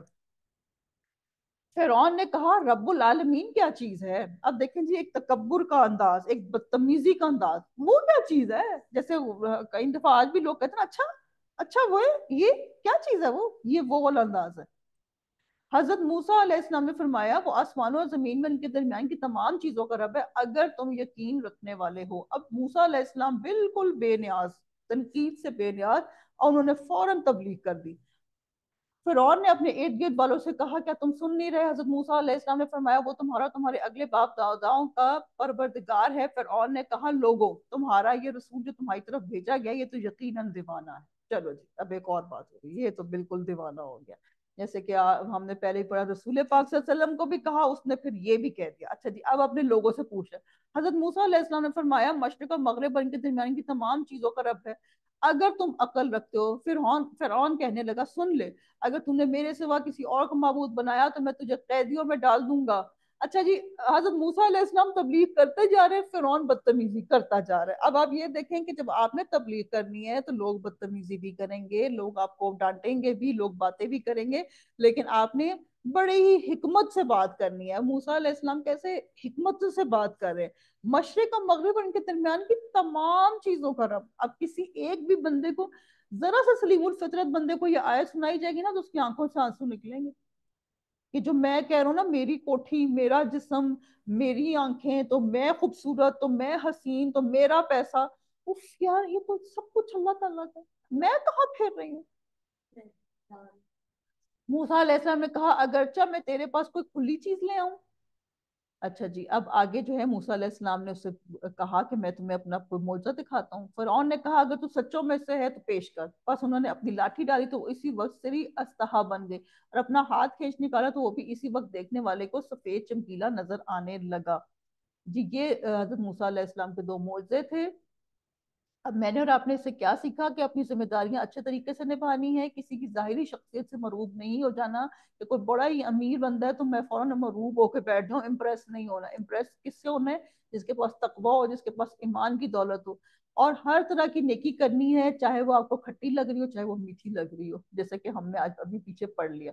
رکوع نمبر 3 ہے، آیات 34 to 51 ہے. موسیٰ علیہ السلام کا جادوگروں سے جہاد ہے کی بات ہے کہ فرعون اپنے آس پاس کے سرداروں سے کہنے لگا بھائی یہ تو کوئی بڑا دانا جادوگر ہے. اچھا جی، پہلے پاگل کہہ رہے تھے، اب جادوگر کہہ رہے ہیں. وہی خود بھی کنفیوز ہوئے میں.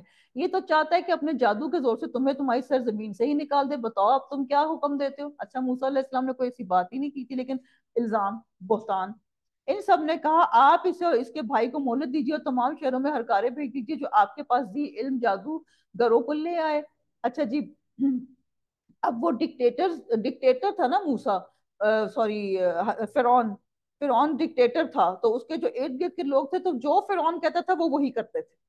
وہ امپریس تھے اس کی مال دولت، اس کی چیزوں سے، تو وہ جو کہتا تھا وہ اس کی مانتے تھے. تو انہوں نے بھی کہا کہ ہاں، حالانکہ ان کو نظر آ گیا ہوگا کہ ایک بندہ ٹھیک بات کہہ رہا ہے. پھر ایک مقرر دن کے وعدے پر تمام جادوگر جمع کیے گئے. عام لوگوں سے بھی کہہ دیا گیا کہ تم بھی مجمع میں حاضر ہو جاؤ گے تاکہ اگر جادو غالب آ جائیں تو ہم ان کی پیروی کریں. جادوگر آ کر فرعون سے کہنے لگے اگر ہم جیت گئے تو ہمیں کچھ انعام بھی ملے گا. فرعون نے کہا ہاں، بلکہ ایسی صورت میں تم میرے خاص درباری بن جاؤ گے. یعنی کہ جادوگر لوگ جو تھے وہ ابھی ہدایت پہ نہیں تھے نا، تو اس لیے ان کو دنیا کی بڑی لالچ تھی. اب وہ ایسے ایک ظالم بندے کے لیے بھی ظالم بندے سے پوچھتے کہ ہمیں کیا ملے گا. ٹھیک ہے جی. حضرت موسیٰ علیہ السلام نے جادوگروں سے فرمایا جو کچھ تمہیں ڈالنا ہے ڈال دو. انہوں نے اپنی رسیاں اور لاٹھیاں ڈال دی اور کہنے لگے عزت فرعون کی قسم ہم یقیناً غالب ہی رہیں گے. اب حضرت موسیٰ علیہ السلام نے بھی اپنی لاٹھی میدان میں ڈال دی جس نے اس وقت ان کے جھوٹ موٹ کے کرتب کو نکلنا شروع کر دیا. کیسا سین ہوگا یہ. ہاں، یہ دیکھتے ہی جادوگر بے اختیار سجدے میں گر گئے. اچھا جی، اس سے یہ بھی سیکھنے کی بات ہے کہ جادوگر جو تھے وہ گمراہ تھے، اور لیکن وہ متکبرین میں سے نہیں تھے. تکبر نہیں تھا ان کے اندر. تو جیسے ہی ان کو حق ملا نا اور علم آیا، فوراً سجدے میں گر گئے. انہوں نے صاف کہہ دیا ہم تو اللہ رب العالمین پہ ایمان لائے، یعنی موسیٰ علیہ السلام اور ہارون کے رب پر.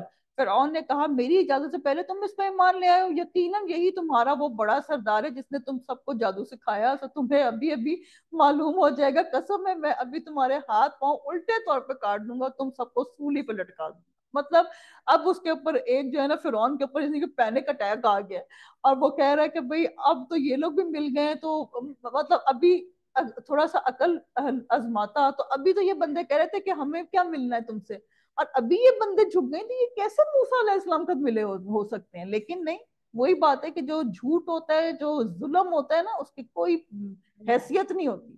انہوں نے کہا کوئی حرج نہیں، ہم تو اپنے رب کی طرف لوٹنے والے ہی ہیں. اچھا جی، یہ بات میرے اور آپ سے سیکھنے والی ہے کہ وہ ابھی منٹ بیفور جادوگر تھے. جادو کبیرہ گناہ ہے. اللہ تعالیٰ کہتا ہے کہ اس کو جب تک توبہ استغفار نہیں اور دوبارہ ایمان کی تجدید نہیں کرے گا، وہ لا الہ الا اللہ پھر نہیں پڑے گا، توبہ استغفار نہیں کرے گا، وہ مسلمان نہیں ہے.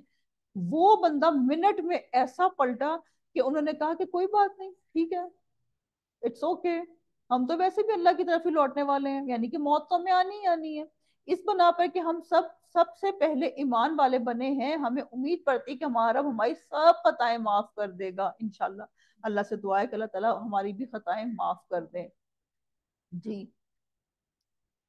اور اس میں مجھے آپ نے کیا سیکھا کہ تنقید ہو یا تعریف، کام کرتے رہنا ہے. حق بات جہاں سے ملے فوراً قبول کر لینی چاہیے. دل میں تعصب کی اینک نہیں لگانی چاہیے کہ نہیں نہیں یہ میرے فرقے کی بات نہیں تو نہیں نہیں نہیں نہیں.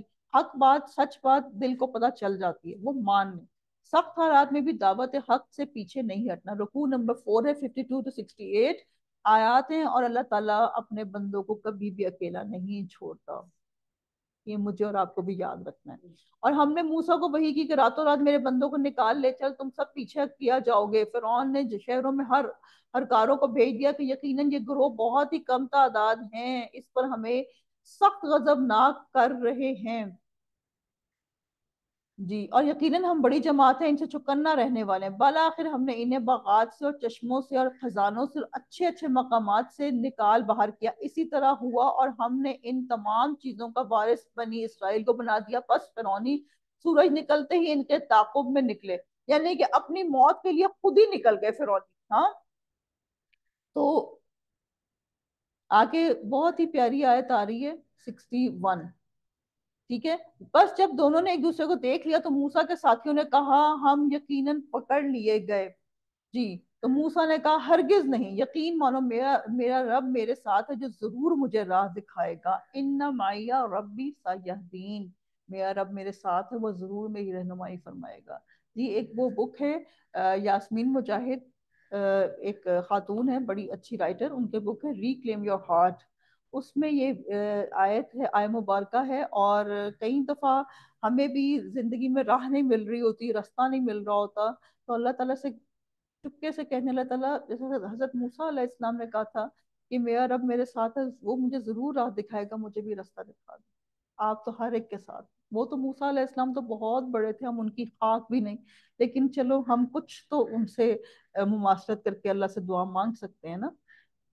हमने मूसा की तरफ वही भेजी कि दरिया पर अपनी लाठी मारो। बस इस वक्त दरिया फट गया, हर एक हिस्सा पानी का मसल बड़े पहाड़ के हो गया, और हमने इसी जगह दूसरों को नजदीक ला खड़ा कर दिया। और मूसा अलैहिस्सलाम उन पर ईमान लाने वालों को हमने निजात दी, फिर और सब दूसरों को डबो दिया। यकीनन इसमें बड़ी इबरत है, इनमें से अक्सर लोग ईमान वाले नहीं, और बेशक आपका रब बड़ा ही गालिब और मेहरबान है। रस्ते दोनों के एक थे, लेकिन नीयतें फर्क थी। फिरौन की नीयत डिफरेंट थी, और मूसा अलैहिस्सलाम की नीयत अच्छी थी, पुरखुलूस थे, तो मुश्किल से निकल गए। और जो फिरौन था उसको ढील मिलती रही, और लेकिन अपनी बदनीयती और जो है ना, पुरखलूस ना होने की वजह से डुबोया गया। रास्ता एक ही था। तो मैंने और आपने क्या सीखा इससे, कि किसी को अपने आप से हकीर नहीं समझना, अल्लाह से हर काम में हदायत की दुआ मांगते रहना चाहिए, और कामयाबी मिल जाए तो अपने आप को और आजिज कर लें। ठीक है जी। अब रकू नंबर 5 है, आयात 69 to 104 हैं। इन्हें इब्राहिम अलैहिस्सलाम का वाक्य भी सुना दो, जबकि उन्होंने अपने बाप और अपनी कौम से फरमाया कि तुम किसकी इबादत करते हो। उन्होंने जवाब दिया कि इबादत करते हैं बुतों की, हम तो बराबर इनके मुजावर बने बैठे हैं। आपने फरमाया, जब तुम इन्हें पुकारते हो तो क्या वो सुनते भी हैं, या तुम्हें नफा नुकसान भी पहुंचाते हैं। जी, तो इसमें हम ये से देखें कि उन्होंने, अल्लाह ताला ने इब्राहिम अलैहिस्सलाम को हिकमत और रुश्द अता की थी। तो जिसको ईमान की रोशनी मिलती है वो अपने प्यारों तक भी पहुंचाना चाहता है। खानदान वालों के सामने दीन का पहुंचाना सबसे मुश्किल काम है। जैसे कि वो नहीं होता, क्या कहते हैं, पता नहीं, मुर्गी दाल बराबर, ये वो वाली बात होती है। क्योंकि सबसे पहले तो कोई आपको समझता ही कोई नहीं है बात, और फिर उसके बाद जब समझता है तो फिर वो कहते हैं कि भाई ये तो छोटा है, ये यानी कि वो अपने वालिद साहब को कह रहे थे, तो वो तो जाहिर है कह रहे हैं कि बच्चा है भाई कल का, ये क्या बात है। तो बहरहाल उन्होंने बड़ी हिकमत से बात कर रहे हैं। और वो जो कह रहे थे ना, मुजावर बने बैठे हैं, तो जब भी मुझे और आपको सीखने की क्या बात है इस मुजावर वाले वाक्य से, कि जब भी कोई रस्म की बात आती है ना, तो आप जरूर पूछें कि इस रस्म की हिस्ट्री क्या है।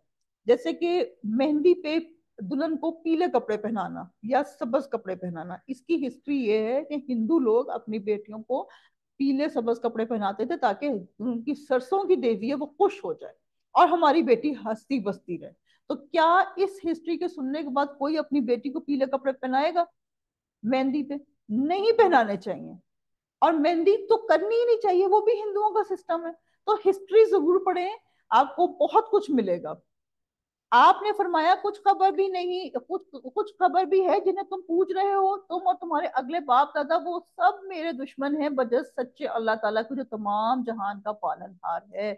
इब्राहिम अलैहिस्सलाम शिर्क के गढ़ में बैठ के क्या कह रहे हैं, तौहीद की बात कर रहे हैं। इतनी اتنی ان کو اللہ تعالیٰ نے جرت دی تھی. تو اللہ سے دعا کرتے ہیں کہ اللہ تعالیٰ مجھے اور آپ کو بھی ایسی جرت ضرور دے کہ یہ نہ ہو کہ ہم گونگے شیطان بن کے بیٹھے رہیں. کیوں کہ جی ہم برے ہو جائیں گے لوگوں کی نظروں میں. ایسا ہی ہوتا ہے نا, ہمیں یہی فیلنگ آتی ہے کہ لوگ ہمیں برا سمجھیں گے. نہیں, ابراہیم علیہ السلام کو دیکھیں, اپنے والد صاحب سے بات کر رہے ہیں, جس نے مجھے پیدا کیا ہے وہی میری رہبری فرماتا ہے, وہی مجھے کھلاتا پلاتا ہے, اور جب میں بیمار پڑ جاتا ہوں تو وہ مجھے شفا عطا فرماتا ہے. وَإِذَا مَرِضْتُ فَهُوَ يَشْفِينِ. ایک دفعہ میں کسی کے گھر گئی ہوئی تھی, نہیں قرآن کلاس میں بیٹھی ہوئی تھی, ہاں سچ, تو مجھے بہت زیادہ نا اچانک ہی پیٹ میں پین ہونا شروع ہو گئی. مجھے سمجھ نہ آیا یہ ہو کیا رہا ہے. اب مجھے وہ کہ ایک ہو کہ میں اٹھ جاؤں تو اب قرآن کلاس چھوٹتی ہے. تو مجھے اچانک اللہ کی طرف سے خیال ہے کہ یہ دعا پڑھنا شروع کر. میں نے یہ دعا پڑھنی شروع کی, اللہ کی طرف سے وہ جو درد تھی نا, جو کہ اتنی شدید تھی, وہ تھوڑی سی کم ہو گئی کہ میں قرآن کلاس اٹینڈ کر پائی. تو قرآن میں میڈیسنز موجود ہیں اگر انسان ان کو یوز کر لے. اور وہی مجھے مار ڈالے گا پھر زندہ کر دے گا, اور جس سے امید بندی ہوئی ہے کہ وہ روز جزا میں میرے گناہوں کو بخش دے گا. اے میرا مجھے قوت فیصلہ عطا فرماؤ, مجھے نیک لوگوں میں ملا دے, اور میرا ذکر پچھلے لوگوں میں باقی رکھ, مجھے نعمتوں والی جنت کے وارثوں میں سے بنا دے. ربی حبلی حکمم و الحقنی بالصالحین. اتنی خوبصورت دعا ہے کہ اللہ تعالیٰ مجھے نیک صالحین کے ساتھ ملا دے. تو مجھے اور آپ کو بھی یہ دعا شعور کے ساتھ کرنی ہے, اپنی اولادوں کے لیے کرنی ہے. ایک دفعہ ہم شعور سے کر لیتے ہیں دعا, ربی حبلی حکمم والحقنی بالصالحین وجعل لی لسان صدق فی الآخرین وجعلنی من ورثۃ جنت النعیم آمین ثم آمین. اللہ یہ دعا میری تمام بہنوں کے حق میں قبول کرے, ان کے بچوں کے, ان کے گھر والوں کے. اب میرے ماں باپ کو بخش دے, یقیناً وہ گمراہوں میں سے تھا, اور جس دن کے لوگ دوبارہ اٹھائے جائیں گے مجھے رسوا نہ کر. جس دن کے مال اور اولاد کچھ کام نہ آئے گی, جس کے پیچھے ہم گھر نہیں چھوڑتے. نہیں نہیں, میں نے قرآن کلاس میں نہیں آ سکتی, میرے بچے کا وہ, میرے بچے کا وہ. آپ تھوڑا سا ایڈجسٹمنٹ کر سکتی ہیں.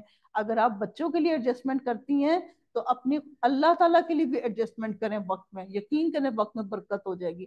لیکن فائدہ والا وہی ہوگا جو اللہ تعالیٰ کے سامنے بے عیب دل لے کر جائے, اور پرہیزگاروں کے لیے جنت بالکل نزدیک لا دی جائے گی, اور گمراہ لوگوں کے لیے جہنم ظاہر کر دی جائے گی. اور ان سے پوچھا جائے گا جن کی تم پوجا کرتے رہے ہو وہ کہاں ہیں جو اللہ تعالیٰ کے سوا تھے, کیا وہ تمہاری مدد کرتے ہیں یا کوئی بدلہ لے سکتے ہیں؟ بس وہ سب اور کل گمراہ لوگ جہنم میں اوندھے منہ ڈال دیے جائیں گے. آپ دیکھیں منہ کا ذکر ہے, کل بھی ہم نے منہ کا پڑھا تھا نا, بد شکل ہو جائیں گے. آج یہ کہہ رہے ہیں اوندھے منہ ڈال دیے جائیں گے, اور ابلیس کا تمام لشکر بھی وہاں موجود ہوں گے. اگر آج کسی کو اللہ نہ کرے اوندھے منہ چوٹ آتی ہے نا, تو اس انسان کا منہ بگڑ جاتا ہے. تو اوندھے منہ جہنم میں ڈالنا, اللہ لا تجلنا منہ. آپس میں لڑتے جھگڑتے ہوئے کہیں گے کہ قسم اللہ کی یقیناً ہم تو کھلی غلطی کرتے, جبکہ تمہیں رب العالمین کے برابر سمجھ بیٹھے تھے, اور ہمیں تو سوا ان بدکاروں کے کسی اور نے گمراہ نہ کیا تھا. اب تو ہمارا کوئی سفارشی بھی نہیں, اور نہ کوئی غم خار دوست. اگر کاش کہ ہمیں ایک مرتبہ پھر جانا ملتا تو ہم پکے سچے مومن بن جاتے. اب یہ دیکھیں, یہ وہ بندہ ہے جو فوت ہوا وہ بندہ ہے, اور یہ کہہ رہا ہے کہ مجھے ایک دفعہ جانے کو مل جاتا. تو مجھے اور آپ کو کیا کرنا ہے اس کے لیے؟ ہمیں ایک بات ہے کہ جو ابھی ہم ابراہیم علیہ السلام کی باتیں پڑھ رہے تھے, تو اس میں ان کا قلب سلیم کی بات آئی.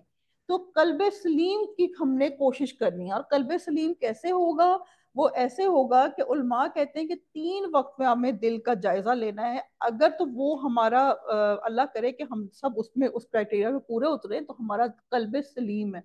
وہ کیا ہے کہ جب تنہا ہوں تو کیا میرا دل کرتا ہے کہ میں اللہ سے جڑ جاؤں, یا میرا دل کرتا ہے کہ میں کوئی گناہ کے کام کر لوں, کیونکہ کوئی دیکھ تو نہیں رہا نا.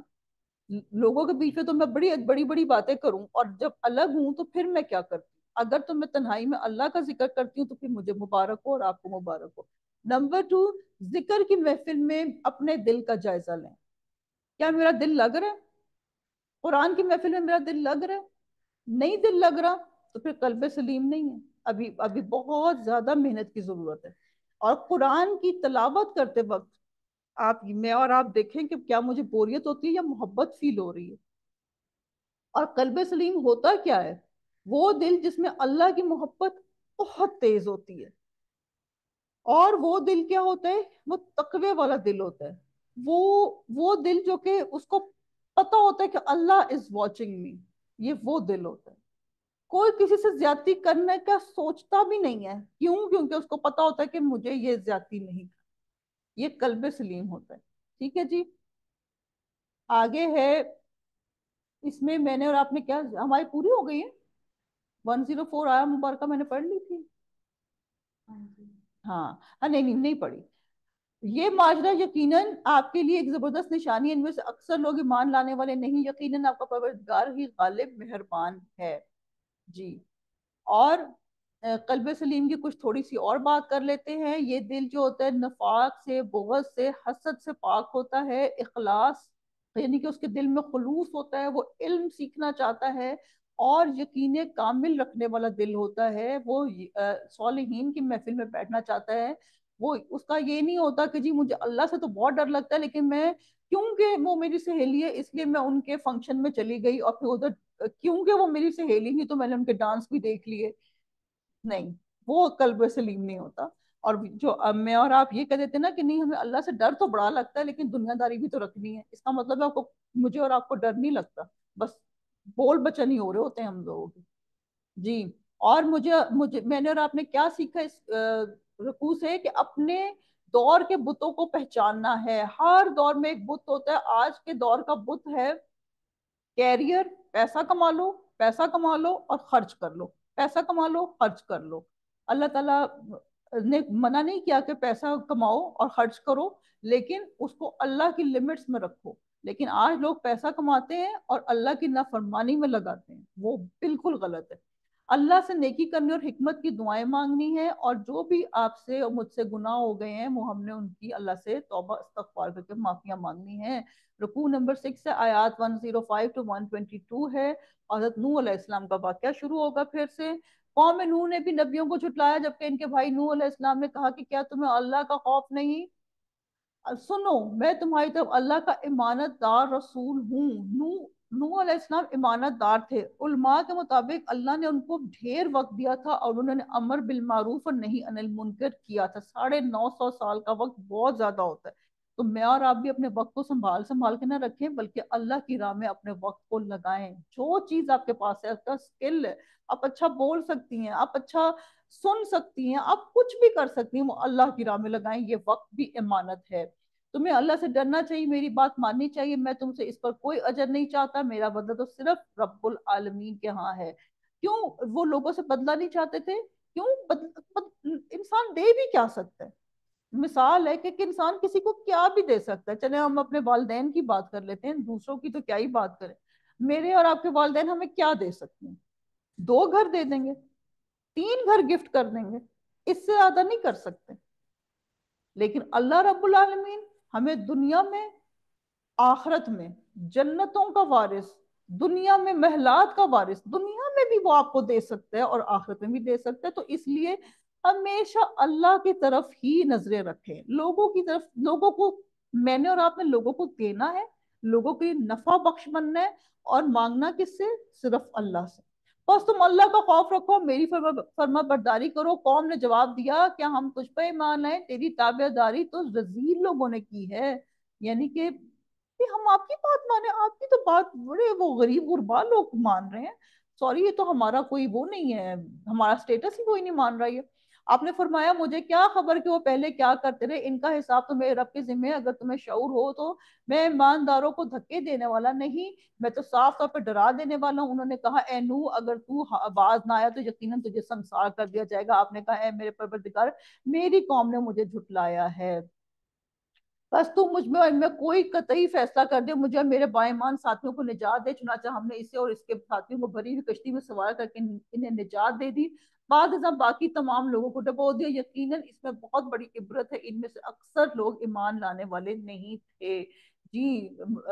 جب نبی بددعا دے دیں تو بس پھر وہ قوم تباہ ہو جاتی ہے. اور بے شک آپ کا پروردگار البتہ وہی ہے زبردست رحم کرنے والا.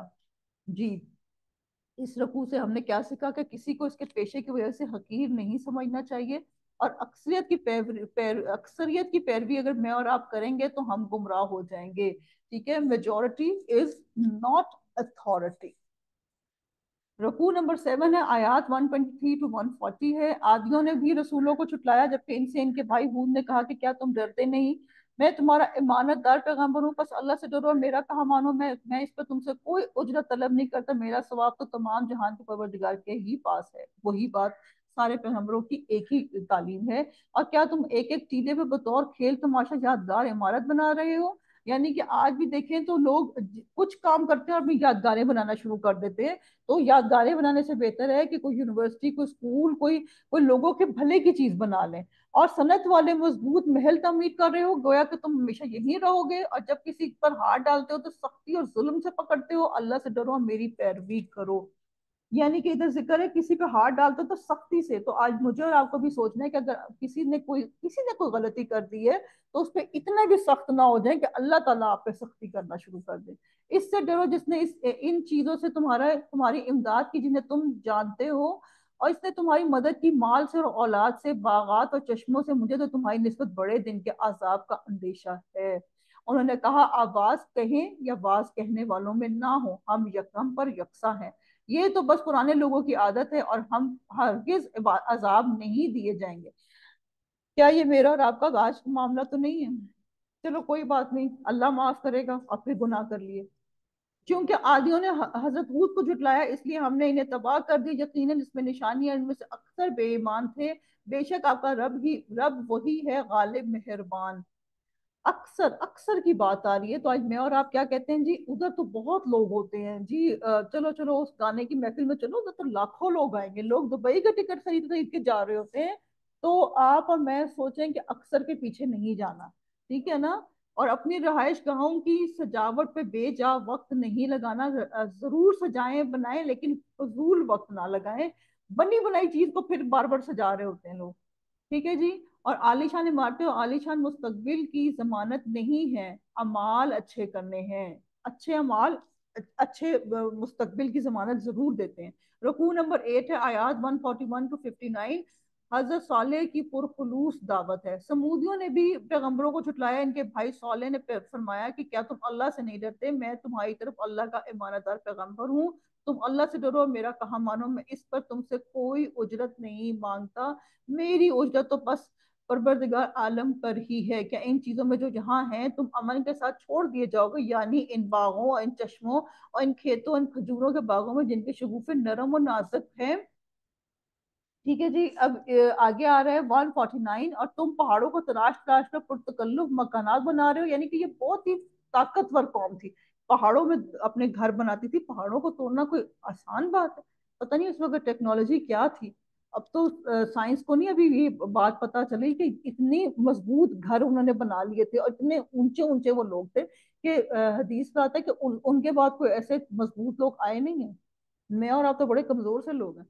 بس اللہ سے ڈرو اور میری اطاعت کرو۔ بے باک حد سے گزر جانے والوں کی اطاعت سے باز آ جاؤ، جو ملک میں فساد پھیلا رہے ہیں اور اصلاح نہیں کرتے، اور بولے بس تو ان میں سے ہے جن پر جادو کر دیا گیا ہے۔ اچھا جی، پھر یہ اور ہے کہ جی فساد کی بڑی قسمیں ہوتی ہیں۔ تو یہ صرف شرک کی فساد نہیں ہے، یہ بھی فساد ہے کہ آپ ہر وقت اپنے وقت کو فضول کاموں میں ضائع کر دیں، یہ بھی ایک طرح کا فساد ہے۔ اپنے پیسوں کو غلط جگہوں پہ ضائع کر دیں، کیونکہ آپ کو پروڈکٹیو کام کے لیے وہ پیسے یوز کرنے تھے، آپ نے غلط کام پہ ضائع کر دیے۔ تو تم ہم جیسے ہی انسان ہے، اگر تو سچوں میں سے ہے تو کوئی معجزہ لے۔ آپ نے فرمایا یہ ہے اونٹنی پانی پینے کی ایک باری اس کی، اور ایک مقررہ دن کی باری پینے کی تمہاری۔ خبردار اسے برائی سے ہاتھ نہ لگانا، ورنہ ایک بڑے بھاری دن کا عذاب تمہاری گرفت کر لے گا۔ پھر بھی انہوں نے اس کی کوچے کاٹ ڈالی، اور پس وہ پشیمان ہو گئے، اور عذاب نے انہیں آ دبوچا۔ بے شک اس میں عبرت ہے، ان میں اکثر لوگ مومن نہ تھے، اور بے شک آپ کا رب بڑا زبردست اور مہربان ہے۔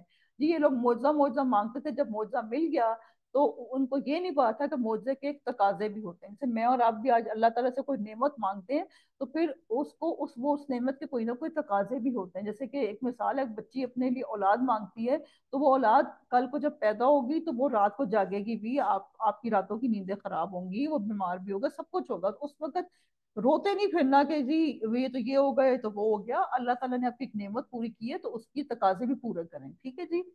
اب اس میں میرے آپ کے سیکھنے کی کیا بات ہے کہ اپنی صلاحیت و ہنر کو اللہ کے راستے میں لگانا ہے، نہ کہ فضول وقت میں لگانا ہے، فضول مشغلوں میں نہیں لگانا۔ نعمتوں کے صحیح استعمال سے دنیا اور آخرت کا فائدہ حاصل کرنا ہے۔ رکوع نمبر 9 آیات 160 to 175، حضرت لوط علیہ السلام کی پرسوز دعوت۔ قوم لوط نے بھی نبیوں کو جھٹلایا، ان سے ان کے بھائی لوط علیہ السلام نے کہا کہ کیا تم اللہ کا خوف نہیں رکھتے؟ میں تمہاری طرف امانت دار رسول ہوں، بس تم اللہ سے ڈرو، میری اطاعت کرو، میں تم سے اس پر کوئی بدلہ نہیں مانگتا، میرا تو اجر تو صرف اللہ تعالیٰ پر ہے جو تمام جہان کا رب ہے۔ کیا تم جہان والوں میں سے مردوں کے ساتھ شہوت رانی کرتے ہو؟ میں نے اور آپ نے اس کو بڑا ڈیٹیل میں پڑھ لیا اس واقعے کو۔ اور تم جن عورتوں کو اللہ تعالیٰ نے تمہارا جوڑا بنایا ان کو چھوڑ دیتے ہو، بلکہ تم ہو ہی حد سے گزر جانے والے۔ انہوں نے جواب دیا، اے لوط، اگر تو باز نہ آئے تو یقیناً نکال دیا جائے گا۔ آپ نے فرمایا، میں تمہارے کام سے سخت ناخوش ہوں، میرے پروردگار مجھے اور میرے گھرانے کو اس وبال سے بچا لے جو یہ کرتے ہیں، یعنی کہ یہ لوگ ہومو سیکشل تھے، مرد مردوں کے ساتھ غلط کام کرتے تھے۔ بس ہم نے اسے اور اس کے متعلقین کو سب کو بچا لیا، بجز ایک بڑھیا کہ وہ پیچھے رہ جانے والوں میں سے تھی، یعنی کہ ان کی وائف۔ ٹھیک ہے جی۔ تو اس میں نے اور آپ نے یہ سیکھا کہ کئی دفعہ اللہ نہ کرے ایسی جو ہے وہ خواہشات دل میں ابھر آ سکتی ہیں، تو ایسے لوگوں کی ہیلپ کرنی چاہیے، ہارمونل ٹیسٹ کرانے چاہیے۔ ہو سکتا ہے کوئی کیمیکل امبیلنس ہو گیا ہے جس کی وجہ سے مرد جو ہے وہ اس کو مردوں کی طرف خواہش بن رہی ہے، تو ان کی مدد کرنی چاہیے، ان کو یہ نہیں کہ بالکل ہی دھتکار دیں، ان کی ہیلپ کریں۔ اس کے علاوہ یہ بھی بات ہے کہ جب یہ اتنا پریشر گروپ بنا سکتے ہیں، میں نے ایک فورم پہ ایک دفعہ بات کی تھی، تو ہمیں کہیں سے فوراً تھریٹ آ گئی تھی کہ یہ بات کس نے کی ہے، یہ بات نہیں ہو سکتی۔ یہ اتنا زیادہ یہ لوگ مضبوط ہیں اب آج کی دنیا میں بھی۔ تو کیا مجھے اور آپ کو نہیں مل کے پریشر گروپ بنانا چاہیے نا، اور تھوڑی سی اویئرنیس بھی دینی چاہیے کہ یہ آخر ہو کیا رہا ہے۔ پھر ہم نے باقی اور سب کو ہلاک کر دیا، ہم نے ان پر خاص قسم کا میہ برسایا، بس بہت ہی برا میہ تھا جو ڈرائے گئے ہوئے لوگوں پر برسا۔ یہ ماجرا بھی سراسر عبرت ہے، ان میں سے بھی اکثر مسلمان نہ تھے، بے شک تیرا پروردگار وہی ہے غلبے والا، مہربانی والا۔ واحد قوم ہے جس پہ دو عذاب آئے تھے، ایک پتھروں کی بارش آئی تھی اور ایک ان پہ ان کو اٹھا کے نیچے پٹخ دیا گیا تھا جی۔ تو ہم نے کیا سیکھا اس میں کہ تعلقات میں حیا اور پاکیزگی اپنانی ہے، ہر قسم کے غیر فطری اور غیر شرعی تعلقات سے دور رہنا ہے جی۔ رکوع نمبر 10 ہے، آیات 176 to 191 ہے، اور حضرت شعیب علیہ السلام کا اس میں اب واقعہ آ جائے گا۔ ایکا والوں نے بھی رسولوں کو جھٹلایا ہے، یہ حضرت شعیب علیہ السلام کی بات ہے۔ جبکہ ان سے شعیب علیہ السلام نے کہا کہ کیا تمہیں ڈر خوف نہیں، میں تمہاری طرف امانت دار رسول ہوں، اللہ کا خوف کھاؤ، میری فرما برداری کرو۔ یہ لوگ کیا کرتے تھے؟ ناپ تول میں کمی کرتے تھے۔ میں اس پر تم سے کوئی اجرت نہیں چاہتا، میرا اجر تمام جہان والوں کے، جہانوں کے پالنے والے کے پاس، یعنی کہ میرا اجر تو اللہ کے پاس ہے۔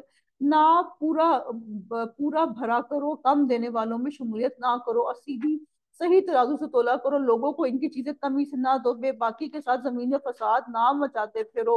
یعنی کہ اب ادھر تو صرف ناپ تول کی بات ہو رہی ہے نا، تو کئی دفعہ ہم لوگوں کے احساسات کو بھی بالکل ہی نا کچل دیتے ہیں، تو اس میں بھی ناپ تول میں کمی ہو گئی نا۔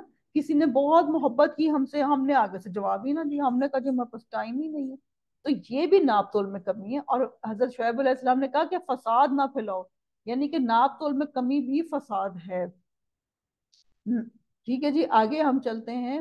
آیا مبارکہ 184، اس اللہ کا خوف رکھو جس نے خود تمہیں اور اگلی مخلوق کو پیدا کیا۔ انہوں نے کہا تو ان میں سے ہے جن پر جادو کر دیا جاتا ہے۔ ہر پیغمبر کو ایک ہی بات دی جائے، تم تو جادو کرتے تھے، اور ان پہ تو یہ کہ جی تم پہ جادو ہوا ہے، اور تو ہم جیسا ایک انسان ہے، ہم تجھے جھوٹ بولنے والوں میں سے ہی سمجھتے ہیں، یعنی کہ تم جھوٹے بھی ہو، تم پہ جادو بھی ہوا ہے، اگر تو سچے لوگوں میں سے ہے تو ہم پر آسمان کا کوئی ٹکڑا گرا دے، یعنی کہ خود ہی عذاب مانگ رہے ہیں۔ اور اس سے میرے اور آپ کے سیکھنے کی بات کیا ہے کہ اللہ نہ کرے میں اور آپ کوئی کہیں درس دینے جائیں، کہیں بات کرنے جائیں، اور آگے سے لوگ ہمیں کہہ دیں کہ جی آپ تو جادو زدہ ہیں اور آپ تو جھوٹ بھی بولتی ہیں، تو اگر میں اور آپ ٹک گئے پھر بھی یہ بات سننے کے بعد، تو ہم اللہ کے لیے کام کر رہے ہیں۔ اور اگر میں نے اور آپ نے کہا کہ نہیں جی یہ تو بڑا مشکل کام ہے میں نہیں کرتی، تو پھر اس کا مطلب ہے کہ یہ کام میں نے اپنے لیے کر رہی تھی۔ تو لوگوں کی باتوں کا نہیں رنج کرنا، اللہ تعالیٰ کے نبیوں کو بھی یہ باتیں سننے کو ملی ہیں۔ تو اب آگے سنیں کیا انہوں نے کیا جواب دیا۔ کہا میرا رب خوب جاننے والا ہے جو کچھ تم کر رہے ہو، अच्छा ये नहीं कहा कि तुम्हारी हिम्मत कैसे हुई, हाउ डेयर यू, तुमने मुझे झूठा कहा या कुछ नहीं। कितना खूबसूरत जवाब है। क्योंकि उन्होंने इसे झुटलाया तो इन्हें साहिबान वाले दिन के अजाब ने पकड़ लिया। बड़े भारी दिन का अजाब था यकीनन, जिसमें बड़ी निशानियां, इनमें से अक्सर मुसलमान ना थे, और यकीनन तेरा परवरदिगार अलबत्ता वही है गलबे वाला, मेहरबानी वाला। जी, अक्सर मुसलमान नहीं थे। तो मैंने और आपने क्या सीखा कि मामलात में हर तरह की नाइंसाफी से बचना है, अपने फराइज की अदायगी में किसी की हक तलफी नहीं करनी, और जब भी दीन का काम करना है तो कूल हेडेडली करना है, उसमें गुस्से का कोई अमल दखल नहीं होना चाहिए। रुकू नंबर 11 है, आयात 192 टू 227 है, और इसमें अल्लाह ताला ने अपनी बड़ी खूबसूरत आयात पेश की हैं। और बेशक ये कुरान रब्बुल आलमीन का नाजिल फरमाया हुआ है। और मैंने आपने क्या कहना है, जी अल्लाह जी, बिल्कुल आपने फरमाया है। इसे अमानतदार फरिश्ता लेकर आया, आपके दिल पर उतरा है कि आप आगाह कर देने वालों में से हो जाएं। साफ अरबी जबान में है, जी साफ अरबी जबान में है। तो इसमें ये मुझे और आपको देखना है कि आजकल लोग कहते हैं अरबी जबान बड़ी मुश्किल है, तो ये शैतान का धोखा है, अरबी सीखी जा सकती है, इतनी को मुश्किल नहीं है। अगर मुश्किल शुरू में हर चीज मुश्किल लगती है, बाद में वो आसान हो जाती है। तो अगर आप अल्लाह की मोहब्बत में अरबी सीखेंगे तो वो फिर क्या ही अरबी होगी। अगले नबियों की किताबों में भी इस कुरान का तस्करा है कि इन्हें ये निशानी काफी नहीं है कि हकानियत कुरान को तो बनी इसराइल के उल्मा भी जानते थे, यानी कि इस सच्चे कुरान को तो बनी इसराइल के उल्मा भी जानते थे, लेकिन क्योंकि दिल में तासुब था इसलिए मुंह से नहीं बोला। और अगर हम इसे किसी अजमी शख्स में नाजिल फरमाते, बस वो इनके सामने इसकी तिलावत करता, तो ये इसे बावर करने वाले ना होते। इसी तरह हमने गुनाहगारों के दिलों में इस इनकार को दाखिल कर दिया है। वो जब तक दर्दनाक अजाबों को मुलायजा ना कर लेंगे, ईमान ना लाएंगे, बस वो अजाब इनको नागहां आ जाएगा, इन्हें इसका शऊर भी ना होगा। अल्लाहुम्मा ला तजल्ना मिनहुम, अल्लाह ताला अजाब करने से पहले हमें आप जगा देना, और इतना भी गाफिल ना हो कि मौत के वक्त हमारी आंख खुले। ऐसा भी ना हो अल्लाह ताला हमारी आंख मौत से पहले ही खुल जाए। क्योंकि कई लोगों की जो है ना आंख, वो मौत के वक्त खुलती है। जैसे हमने फिरौन का पढ़ लिया, उसने बिल्कुल जब मौत का फरिश्ता देखा तो उसने कहा कि मैं इस्लाम लाता हूँ। तो तब तो कोई फायदा ही नहीं था ना इस्लाम लाने का। तो कहते हैं ना कि बहुत देर कर दी मेहरबान आते आते, वो नहीं होना चाहिए। ठीक है जी, हमने ये कहाँ तक पढ़ लिया, 203। इस वक्त कहेंगे कि क्या हमें हमें कुछ मोहलत दी जाएगी, बस क्या ये हमारे अजाब की जल्दी मचा रहे हैं। अच्छा ये भी बताओ कि अगर हमने इन्हें कई साल भी फायदा उठाने दिया, फिर इन्हें वो अजाब आ लगा जिनसे ये धमकाए जाते थे, तो जो कुछ भी ये बरतते रहे, इसमें से कुछ भी फायदा ना पहुंचा सकेगा। हमने किसी बस्ती को हलाक नहीं किया मगर इस हाल में कि इसके लिए डराने वाले थे नसीहत के तौर पर, और हम जुल्म करने वाले नहीं हैं। अल्लाह जुल्म नहीं करता, बस इंसान ही नहीं समझता। इस कुरान को शैतान नहीं लाए, ना वो इस काबिल है, ना इन्हें इसकी ताकत है। जब वही आती थी तो दूर दूर तक पहरे बिठा दिए जाते थे, शैतानों को साइड पे कर दिया जाता था, तब वही आती थी। ये वो वाली बात अल्लाह ताला कह रहे हैं कि शैतान की इसमें ताकत भी नहीं है, बल्कि वो तो सुनने से भी महरूम कर दिए गए हैं। बस तू अल्लाह के साथ किसी और को और मबूद को ना पुकार, तू भी सजा पाने वालों में से हो जाएगा। अपने करीबी रिश्तेदारों, रिश्ते वालों को डरावे दे, और ये सबसे मुश्किल काम है। इसके साथ नरमी से पेश आ, जो भी ईमान लाने वाला हो कि तेरी ताबेदारी करे। अपनी तबलीग को रिश्तेदारों तक हमने पहुंचाना है, चाहे हमें मुश्किल लगे। और जब हमें स्वेर बहुत तेज रिएक्शन मिले तो उस वक्त घबराना नहीं है। फिर ये नहीं कहना कि मैं तबलीग ही छोड़ दूंगी। कोई बात नहीं, फिर थोड़ी देर के लिए बाहर के लोगों की तबलीग कर ले, रिश्तेदारों की थोड़ी देर के लिए कट कर ले, आपका दिल बहुत ही घबरा रहा है तो कोई बात नहीं, लेकिन तबलीग करते रहना है। अगर ये लोग तेरी नाफरमानी करें तो तू ऐलान कर दे कि मैं इन कामों से बेजार हूं जो तुम कर रहे हो। अपना पूरा भरोसा गालिब मेहरबान अल्लाह पे रखो, जो तुझे देखता रहता है जबकि तू खड़ा होता है। और सजदा करने वालों के दरमियान तेरा घूमना फिरना भी वो बड़ा ही सुनने वाला, खूब ही जानने वाला है। क्या मैं तुम्हें बताऊं कि शैतान किस पे उतरते हैं? अब अल्लाह ताला पूछ रहे हैं। जी अल्लाह ताला बताइए। वो हर झूठे गुनाहगार पर उतरते हैं, और अचटती हुई सुनी सुनाई पहुंचा देते हैं, और इनमें से अक्सर झूठे हैं। यानी कि अल्लाह ताला फरमा रहे हैं कि शैतान झूठे लोगों पे उतरते हैं। तो आज मैं और आप सोचें कि हमने कभी झूठ नहीं बोलना, और अपने बच्चों को भी सिखाए, और बल्कि बच्चों को ये आयत सुना दें। हमने शैतान नहीं बनना, हमने इंसान बनना है। अल्लाह ने हमें इतना प्यारा इंसान बनाया, हम क्यों शैतान बने? شاعروں کی پیروی وہ کرتے ہیں جو بہکے ہوئے. اچھا جی یہ سورہ کا نام کی اس پر ہے، سورہ شعراء. کیا آپ نے نہیں دیکھا کہ شاعر ایک بیابان میں سر ٹکراتے پھرتے ہیں اور وہ کہتے ہیں جو کرتے نہیں. اچھا جی زیادہ تر شاعر جو ہیں وہ وہ والی باتیں کر رہے تھے جو ان کی پہنچ میں بھی نہیں ہوتے. جیسے کیا جی چاند تارے لا دوں گا. بھئی ہے کوئی کرنے والی بات؟ چاند تارے لا دوں گا تم اپنی مطلب اگر آپ اپنی وائف کو کہہ رہے ہیں تو اپنی وائف کو کوئی نیا سوٹ لا دیں، چاند تارے لانے سے بہتر ہے. ٹھیک ہے جی. پھر شاعر کیا کرتے ہیں جی، الجھی ہوئی زلفیں تو پتہ نہیں ایسی لمبی لمبی آنکھیں کہ اگر آپ وہ پکچر ڈرا کریں تو اس سے ڈر لگ جائے. بلکہ مجھے میری بہن نے بچپن میں ایک بات بتاتی تھی کہ جو شاعروں کی نا کسی نے ایک پکچر ڈرا کی تو جب وہ کسی نے دیکھی تو اس نے خوف کھایا. اس نے کہا ہے پتہ نہیں بادل جیسی زلفیں. اب بادل جیسی زلفیں بنانے کے لیے تو پتہ نہیں کتنی زلفیں چاہیے ہوں گی. تو جب آپ کسی عورت کو دیکھیں گے وہ اتنی لمبی لمبی زلفیں تو آپ کو تو اس سے ڈر لگ جائے گا. پھر اس کی آنکھیں جو ہیں پیالے. اب آپ اپنے منہ پہ ایک پیالے رکھیں نا آنکھوں کی جگہ تو آپ کو وہ نا ہارر مووی کی فلم لگے گی. تو اللہ رحم کرے شاعر یہ کام کرتے ہیں. سوائے ان کے جو ایمان لائے اور نیک عمل کے بکثرت اللہ تعالیٰ کا ذکر کیا، اپنی مظلومی کے بعد انتقام لیا. جنہوں نے ظلم کیا وہ بھی ابھی جان لیں گے کہ کس کروٹ الٹتے ہیں. اچھا جی شاعروں میں کچھ شاعر اچھے بھی ہوتے ہیں جیسے علامہ اقبال ہے. انہوں نے قرآن پاک کی پوری تشریح کر دی اپنے شاعروں میں. تو وہ اور حضرت حسان بن ثابت تھے جو رسول پاک صلی اللہ علیہ وسلم کی نعتیں بھی لکھتے تھے اور اس طرح سے اچھے شاعر بھی ہوتے ہیں. لیکن ادھر جو ہے نا وہ میجورٹی کی بات ہو رہی ہے. نبی صلی اللہ علیہ وسلم اب میں نے اور آپ نے کیا سیکھا؟ نبی صلی اللہ علیہ وسلم کے بتائے ہوئے طریقے کے مطابق زندگی گزارنی ہے اور نسبتوں اور رشتہ داریوں پر انحصار کی بجائے اعمال کی اصلاح کرنی ہے. یہ نہیں کہ مجھے وہ فلاں بچا لے گا وہ بچا لے گا. شاعری اگر ایمان اور حق کے ساتھ ہو تو وہ بہت اچھی ہے. ٹھیک ہے جی. ایک خوبصورت سورہ کمپلیٹ ہوئی اور ہم آگے ایک بہت ہی ڈفرینٹ قسم کی سورہ پڑھنے لگے ہیں، سورہ نمل. مجھے بہت فیسینیٹ کرتی ہے. اس پہ پورا جو ہے نا وہ ناول ہے اور اس کا نام ہے نمل. نمل کا مطلب ہوتا ہے چونٹی. پہلے ہم نے پڑھ لیا نحل، اس کا مطلب ہوتا ہے شہد کی مکھی. اب ہم پڑھ رہے ہیں چونٹی. ٹھیک ہے جی. دیکھیں جی چونٹی کو بھی اللہ تعالیٰ کتنی عزت دے رہے ہیں. اس میں جی ہم سورہ نمبر 27 ہے اور آیات جو ہیں 1 to 59 ہے اور مکی دور کی سورہ ہے. ٹھیک ہے جی. وہی ایک خوبصورت انداز ہے. حروف مقطعات سے شروع ہو رہی ہے. سین تلک آیات القرآن و کتاب مبین. رکوع نمبر 1 ہے، آیات 1 to 14 ہے. اور اس میں کیونکہ مکی سورہ ہے تو اس میں آخرت کی باتیں ہوں گی. ٹھیک ہے جی.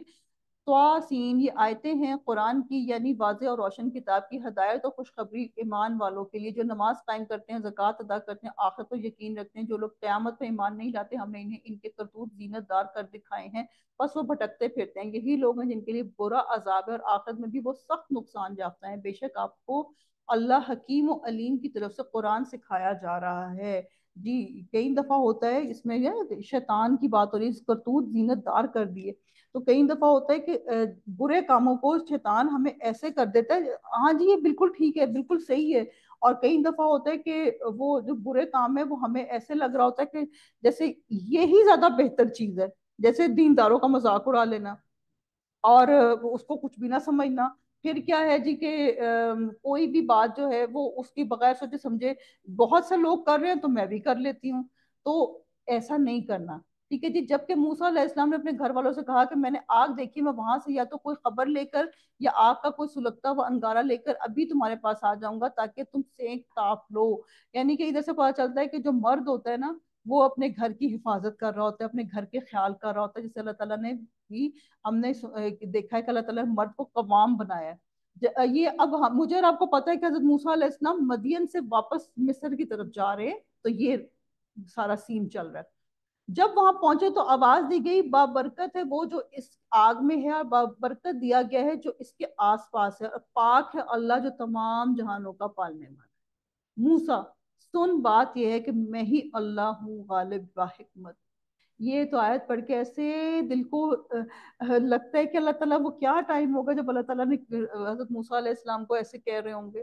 تو اپنی لاٹھی ڈال دے. موسیٰ علیہ السلام نے جب اسے ہلتا جلتا دیکھا اسی طرح کہ گویا وہ ایک سانپ ہے تو منہ موڑے ہوئے پیٹ پھیر کے بھاگے اور پلٹ کے بھی نہ دیکھا. اے موسیٰ خوف نہ تھا، میرے حضور میں پیغمبر ڈرا نہیں کرتے. اچھا جی، ظاہر ہے وہ انسان تھے، خوف کھا گئے، تو پھر اللہ تعالیٰ نے کہا کہ موسیٰ ڈر نہیں، لیکن جو لوگ ظلم کریں پھر اس کے عوض نیکی کریں، اس برائی کے پیچھے تو میں بھی بخشنے والا مہربان ہوں، اور اپنا ہاتھ اپنے گریبان میں ڈال، وہ سفید چمکیلا ہو کر نکلے گا بغیر کسی عیب کے، تو نشانیاں لے کر فرعون اور اس کی قوم کی طرف جا، یقیناً وہ بدکاروں کا گروہ ہے۔ بس جب ان کے پاس آنکھیں کھول دینے والے ہمارے معجزے پہنچے تو کہنے لگے یہ تو سری جادو ہے، انہوں نے انکار کر دیا، حالانکہ ان کے دل یقین کر چکے تھے صرف ظلم اور تکبر کی بنا پر۔ پس دیکھ لیجئے ان کے فتنہ پرواز لوگوں کا انجام کیسا کچھ ہوا۔ جی، میں نے اور آپ نے کیا سیکھا اس رکوع سے؟ کہ زندگی کے ہر معاملے میں قرآن و سنت سے رہنمائی لینی ہے، بعمل مسلمان بن کے قرآن کی بشارتوں کو پانا ہے، اپنی استطاعت کے مطابق دعوت حق دیتے رہنا ہے، کیونکہ جو بچے گا وہی جو لوگوں کے لیے فائدہ مند ہوگا، اور فائدہ مند چیز کیا ہے؟ قرآن اور سنت۔ رکوع نمبر 2 ہے، آیات 15 to 31 ہے، اور اب اس میں بہت ہی خوبصورت ہمیں چیزیں ملیں گی، اور اس میں پھر آگے جو ہے، آگے سے آگے ہم بہترین سے بہترین جانوروں کی باتیں اور ہواؤں کی باتیں، ایسے لگے گا جیسے کوئی گارڈن، کوئی جنگلوں میں بیٹھے ہوئے ہیں۔ اور ویژولائز اپنے دل میں نا ویژولائز کرتے رہا کرے کہ یہ کیسا ہو رہا ہوگا، کیسے کیسے ہوائیں چل رہی ہوں گی، ٹھیک ہے نا؟ جہاں پہ حضرت داؤد علیہ السلام کا ذکر ہے، حضرت سلیمان علیہ السلام کا ذکر ہے، تو وہاں پہ یہ بڑی مزے مزے کی باتیں آ رہی ہوتی ہیں۔ تو آیات 15 to 31، اور یقیناً ہم نے داؤد علیہ السلام کو اور سلیمان علیہ السلام کو علم دے رکھا تھا، اور دونوں نے کہا تعریف اس اللہ کے لیے جس نے ہمیں اپنے بہت سے ایماندار بندوں میں فضیلت عطا فرمائی، اور داؤد کے وارث سلیمان ہوئے، اور کہنے لگے لوگوں ہمیں پرندوں کی بولی سکھائی گئی، ہم سب کچھ دیے گئے ہیں، بے شک یہ بالکل کھلا ہوا فضل الہی ہے۔ جی، اب اس میں میرے آپ کے سیکھنے کی کیا بات ہے کہ جو بادشاہت ہے وہ بری چیز نہیں ہوتی، لیکن اصل کیا بات ہے؟ ہدایت۔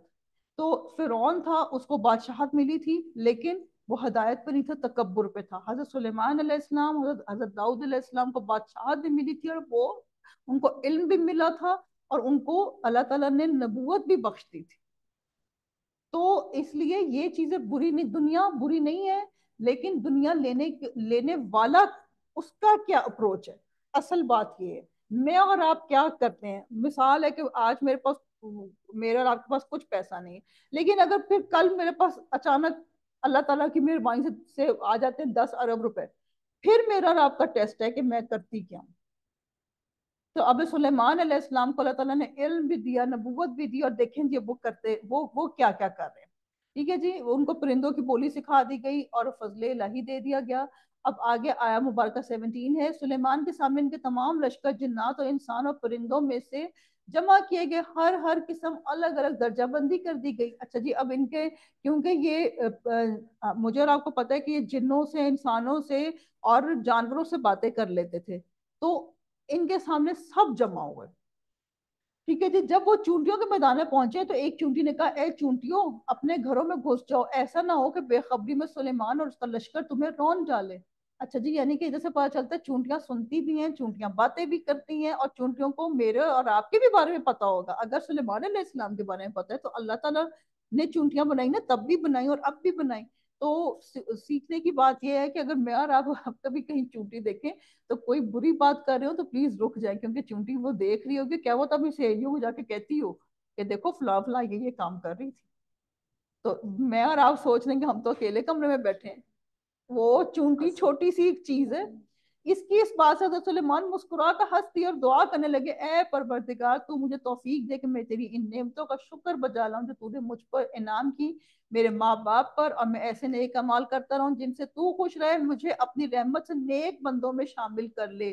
جی، آیا مبارکہ 19 ہے، اس کو آپ اپنی دعاؤں میں شامل کر لیں، اور جو سلام پھیرنے سے پہلے یہ دعا ایک دفعہ ضرور پڑھ لیا کریں۔ ہم بھی شعور سے ایک دعا مانگ لیتے ہیں، ربی اوزنی ان اشکر نعمتک التي انعمت علی وعلی والدی وان اعمل صالحا ترضہ وادخلنی برحمتک فی عبادک الصالحین۔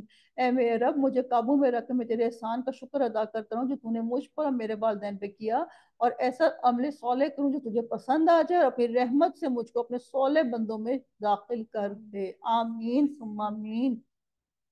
جی، آپ نے پرندوں کی دیکھ بھال کی اور فرمانے لگے یہ کیا بات ہے کہ میں ہدہد کو نہیں دیکھتا؟ یعنی کہ اتنی بڑی بادشاہ تھی اور پھر بھی ایک ہدہد کی ان کو پتا تھا کہ وہ نہیں ہے.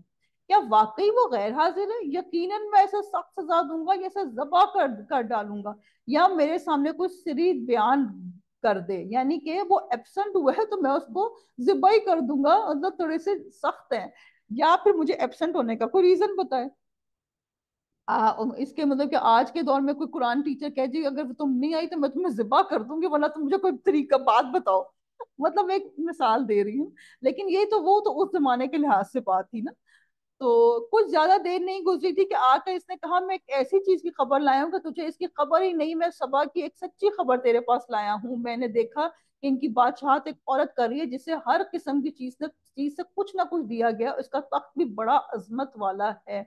یعنی کہ اس میں سلیمان علیہ السلام جو ہیں وہ ہدہد کی اتنے ہوش و حواس میں ہے کہ ہدہد کی ایبسنٹ کو بھی پہچان لیا. پھر جب وہ آیا تو پھر یہ نہیں ہوا کہ چلو جی فٹافٹ اس سے غصہ ہونا شروع ہو گیا. انہوں نے اس کی بات سنی. یعنی کہ مجھے اور آپ کو بھی لوگوں کی بات سننی ہے. اور پھر ہدہد کہہ کیا رہا ہے وہ سنے. کتنی ڈفرنٹ سی بات ہے کہ ہدہد ہے اور وہ کیسی بات کر رہا ہے. میں نے اسے اور اس کی قوم کو اللہ تعالیٰ کو چھوڑ کر سورج کو سجدہ کرتے ہوئے پایا. شیطان نے ان کے کام انہیں بھلے کر کے دکھلا کر صحیح راہ سے روک دیا، بس وہ ہدایت پہ نہیں آتے. یعنی کہ ادھر وہ کہہ رہی ہے کہ ایک پرندے کو بھی پتا ہے کہ سورج کو سجدہ نہیں کرنا، اللہ کو چھوڑ کے وہ کسی اور کو سجدہ کر رہے. اور ان کو مطلب یہ کہ ہدہد کو خیال آیا کہ جب مجھے یہ چیز غلط ہے، وہ گزر رہا ہوگا اوپر سے اور اس نے وہ دیکھا اور اس نے آ کے اپنے بادشاہ کو بتایا. تو یعنی کہ ایک ہدہد بھی اللہ کی تبلیغ کر رہا ہے. اب آج بھی کر رہے ہوں گے ہم، مجھے اور آپ کو تو نہیں پتا، لیکن اللہ تعالیٰ تو کروا رہا ہے اپنا کام. وہ کہتے ہیں نا کہ تم نہ کرو تو اللہ اپنا کام جانوروں سے کرا لیں گے، اس میں تو کوئی مسئلہ نہیں. جی. تو اب یہ دیکھیں کہ یہ جو ہیں کیا کرتے ہیں کہ ایک پرندے کو بھی اللہ تعالیٰ نے اتنی عقل سمجھ دی ہوئی ہے. اور کہ اسی کے لیے اب آگے وہ چل رہا ہے آیہ مبارکہ 25 کہ اسی اللہ کے لیے سجدے کریں جو آسمانوں اور زمینوں کے پوشیدہ چیزوں کو باہر نکالتا ہے، اور جو کچھ تم چھپاتے ہو اور ظاہر کرتے ہو وہ سب جانتا ہے. اس کے سوا کوئی معبود برحق نہیں، وہ عظمت والے عرش کا مالک ہے. جی. تو وہ آگے کہہ رہے ہیں اب سلیمان علیہ السلام نے کیا. اب ہم دیکھیں گے کہ تم نے سچ کہا یا جھوٹ. یعنی کہ بلائنڈ ٹرسٹ نہیں کرنا، ٹرسٹ کرنا ہے لیکن بلائنڈ ٹرسٹ نہیں کرنا. ایسے ہی اپنے بچوں پہ بھی نظر رکھنی ہے، ان پہ ٹرسٹ ضرور کرنا ہے، لیکن مجھے اور آپ کو پتا ہونا چاہیے کہ ان کے موبائلوں میں کیا چیز ہے. ان سے باتیں کریں، ان سے شیئرنگ کریں. چھوٹی ایج میں وہ بتانا شروع ہو جائیں گے، اگر بڑے ہو گئے تو پھر وہ آپ سے چھپائیں گے. جیسے بچوں نے اپنے کہیں کہیں اکاؤنٹس بنائے ہوتے ہیں، ماں کے سامنے والا جو اکاؤنٹ ہوتا ہے اس میں وہ ایسے ہوتے ہیں جیسے اللہ رحم کرے سب سے بڑے عالم ہی اور نیک اور صالح ہی وہ ہے. لیکن جو دوسرے اکاؤنٹس ہوتے ہیں ان میں کوئی بندہ دیکھے تو جا کے توبہ توبہ ہی کرے. میرے اس خط کو لے جا کر انہیں دے دے، پھر ان کے پاس سے ہٹ آ اور دیکھ کے وہ کیا جواب دیتے ہیں. وہ کہنے لگے اے سرداروں میری طرف ایک باوقت خط ڈالا گیا ہے. یعنی کہ اب یہ ملکہ سبا نے بات کی کہ میرے پاس تو ایک بڑا اچھا سا خط آیا ہے. یعنی کہ وہ عورت جو تھی بڑی ہی سمجھدار اور عقل والی تھی. یہ نہیں کہ اس نے کہا چلو ٹھیک ہے کبھی پڑھ لوں گی دیکھ لوں گی. ابھی تو ملکہ تھی، کر بھی سکتی تھی ابھی تو میرا تھوڑا سا بھی سونے کا ٹائم ہے، ابھی تو میرا یہ ٹائم ہے. لیکن اس نے خط پڑھا اور اس نے کہا میرے پاس بڑا باوقت خط آیا ہے جو سلیمان کی طرف سے، جو بخشش کرنے والے مہربان اللہ کے نام سے شروع ہے. یعنی کہ بسم اللہ الرحمن الرحیم. مجھے اور آپ کو پتا ہونا چاہیے کہ پورے قرآن پاک کی 114 صورتیں ہیں، اور قرآن پاک میں 114 دفعہ ہی بسم اللہ الرحمن الرحیم ہے. سورۃ توبہ سے پہلے بسم اللہ الرحمن الرحیم نہیں ہے، لیکن سورہ نمل میں 2 دفعہ بسم اللہ الرحمن الرحیم ہے. ٹھیک ہے جی. تم میرے سامنے سرکشی نہ کرو اور مسلمان بن کر میرے پاس آ جاؤ. جی. اب وہ اس میں کیا کہہ رہے ہیں کہ جی حضرت سلیمان علیہ السلام نے ان کو ایک پیغام بھیج دیا ہے. تو اب ایک حدیث ہے صحیح بخاری کی 71 نمبر، جس شخص کے ہاتھ اللہ تعالیٰ بھلائی کا ارادہ کرے اسے دین کی سمجھ عنایت فرما دیتا ہے. اللہ تعالیٰ ہمارے ساتھ بھی دین کی سمجھ ہو، ہمارے ساتھ بھی اللہ تعالیٰ بھلائی کا ارادہ کر لیں. جی. اس نے کہا اے میرے سردارو تم میرے اس معاملے میں مجھے مشورہ دو. میں کسی امر کا قطعی فیصلہ جب تک تمہارے موجودی اور رائے نہ ہو نہیں کیا کرتی. ان سب نے جواب دیا ہم طاقت اور قوت والے سخت لڑنے بھڑنے والے ہیں. آگے آپ کو اختیار ہے، آپ خود ہی سوچ لیجئے کہ ہمیں آپ کیا حکم فرماتی ہیں. اب یعنی کہ اب سوچ بچار ہو رہی ہے، اپنے لوگوں سے پوچھا جا رہا ہے۔ اب ملکہ سبا کا جواب سنیں، انتہائی عقل مندانہ۔ اس نے کہا کہ بادشاہ جب کسی بستی میں گھستے ہیں تو اسے اجاڑ دیتے ہیں اور وہاں کے باعزت لوگوں کو ذلیل کر دیتے ہیں، اور یہ لوگ بھی ایسا ہی کریں گے۔ یعنی کہ تھی تو وہ مشرک، یعنی کہ پوجتی تھی سورج کو، لیکن کرنٹ افیئرس کو جانتی تھی اور اس کو پتا تھا کہ ہوگا کیا۔ اس کا مطلب ہے کہ وہ کافی دور اندیش بھی تھی۔ میں انہیں ایک ہدیہ بھیجنے والی ہوں، پھر دیکھ لوں گی قاصد کیا جواب لے کر لوٹتے ہیں۔ اب وہ اس نے کہا کہ چلو میں ان کو گفٹ بھیج دیتی ہوں۔ بس جب قاصد حضرت سلیمان علیہ السلام کے پاس پہنچا تو آپ نے فرمایا، کیا تم مال سے مجھے مدد دینا چاہتے ہو؟ مجھے تو میرے رب نے اس سے بہت بہتر دے رکھا ہے جو اس نے تمہیں دیا ہے، بس تم ہی اپنے تحفے سے خوش رہو۔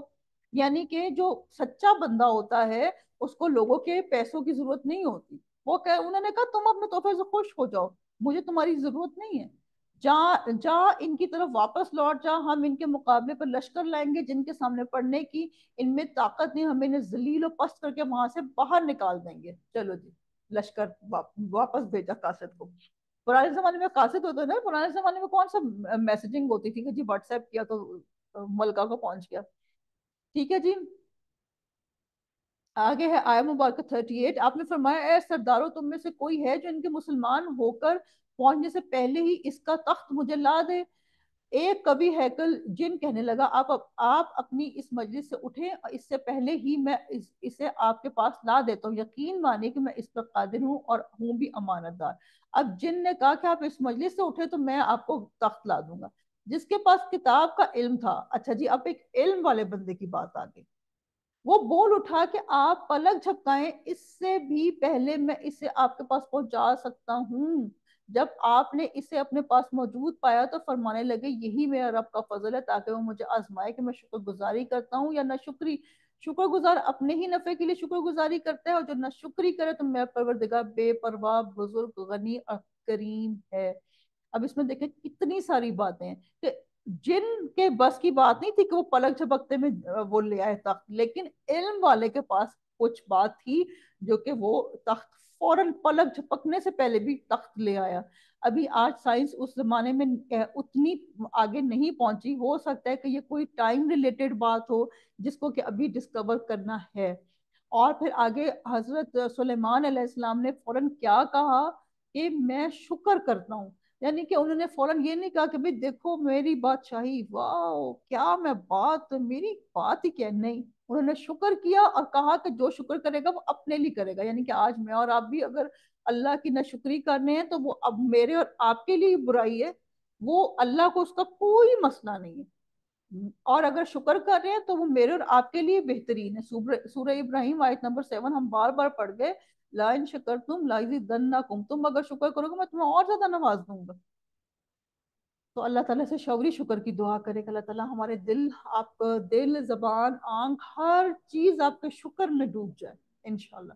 حکم دیا کہ اس تخت میں کچھ پھیر بدل کر دو تاکہ معلوم ہو جائے کہ یہ راہ پا لیتی ہے یا ان میں سے ہوتی ہے جو راہ نہیں پاتے۔ پھر جب وہ آ گئی تو اس سے کہا، دریافت کیا گیا کہ ایسا ہی تیرا بھی تخت ہے؟ اس نے جواب دیا کہ یہ گویا وہی ہے، ہمیں اس سے پہلے ہی علم دیا گیا تھا اور ہم مسلمان تھے۔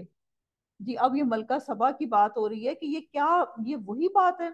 اور یہ بھی یاد ہے کہ سبا کا ملک جو تھا نا وہ 1500 میل دور تھا، 1500 میل، لیکن اس کا جو وہ تخت ہے وہ ایک پلک جھپکنے میں پہنچ گیا۔ ملکہ ہو چاہے کوئی بھی ہو، یہ کام کوئی بہت ہی آؤٹ کلاس علم تھا جس کی وجہ سے ہوا، جس کے آج کی دنیا پیچھے ہے ابھی۔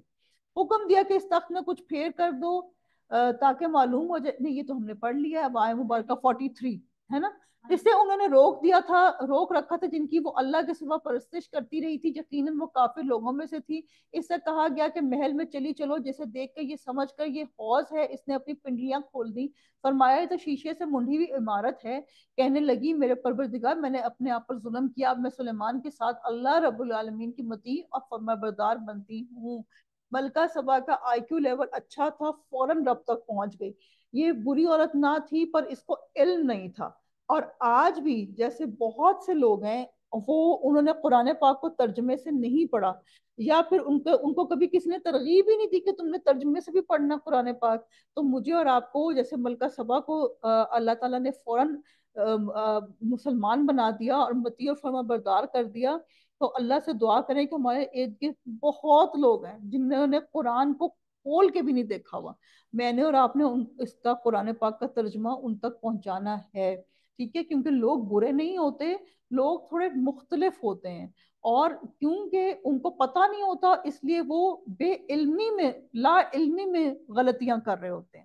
تو کتنی بڑی بات ہے کہ آج ہمارے ہاتھوں میں قرآن پاک ہے۔ سب سے پہلی بات تو یہ کہ ہم بھی بہت لا علم تھے اور ابھی بھی ہیں، اللہ کرے کہ ہماری ساری کمیاں درست ہو جائیں، اور اللہ کرے کہ میں اور آپ آگے بھی پہنچا سکیں۔ جی، اب عمل کے نقطے کیا ہیں؟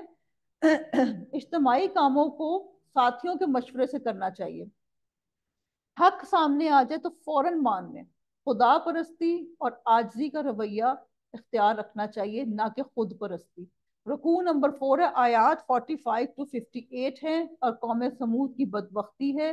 یقیناً ہم نے قوم سمود کی طرف ان کے بھائی صالح کو بھیجا کہ تم سب اللہ کی عبادت کرو، پھر بھی وہ دو فریق بن کر آپس میں لڑنے جھگڑنے لگے۔ آپ نے فرمایا اے میری قوم کے لوگوں، تم نیکی سے پہلے برائی کی جلدی کیوں مچا رہے ہو؟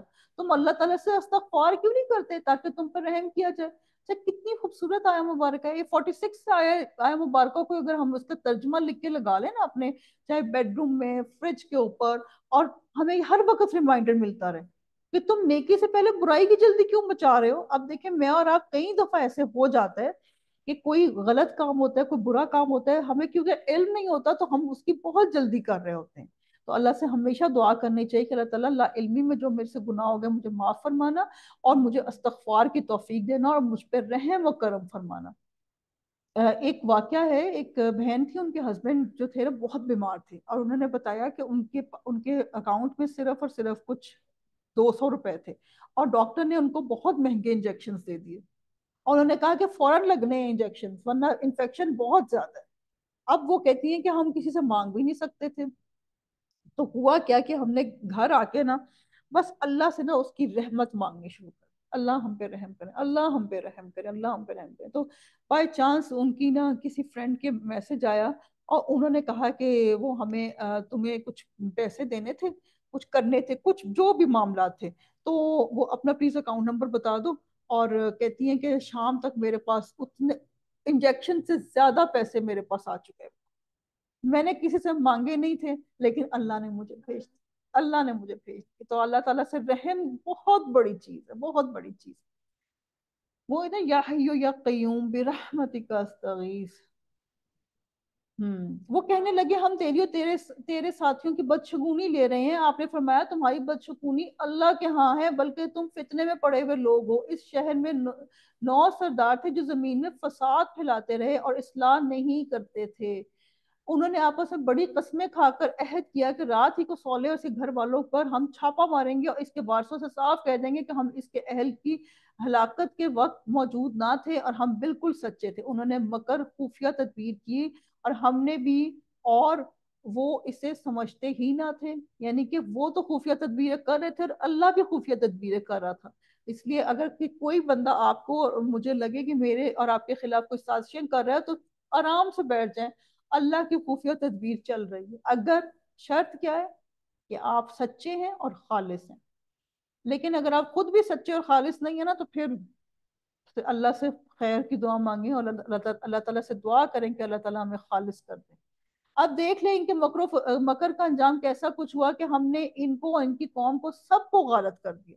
یہ ہیں ان کے مکانات جو ان کے ظلم کی وجہ سے اجڑے پڑے ہیں۔ جو لوگ علم رکھتے ہیں ان کے لیے اس میں بڑی نشانی ہے، یعنی کہ اب آ گیا کہ علم رکھنے والوں کے لیے اس میں نشانی ہے۔ آج میں اور آپ اگر کھنڈرات کو دیکھیں تو آپ جا کے ضرور دیکھیں، ٹیکسلا کے پاس ہیں، موہنجو دوڑو، بڑے کھنڈرات ہیں، ادھر سے گولڈ کی اتنی بڑی بڑی چیزیں نکلتی ہیں، لیکن کیا ہے؟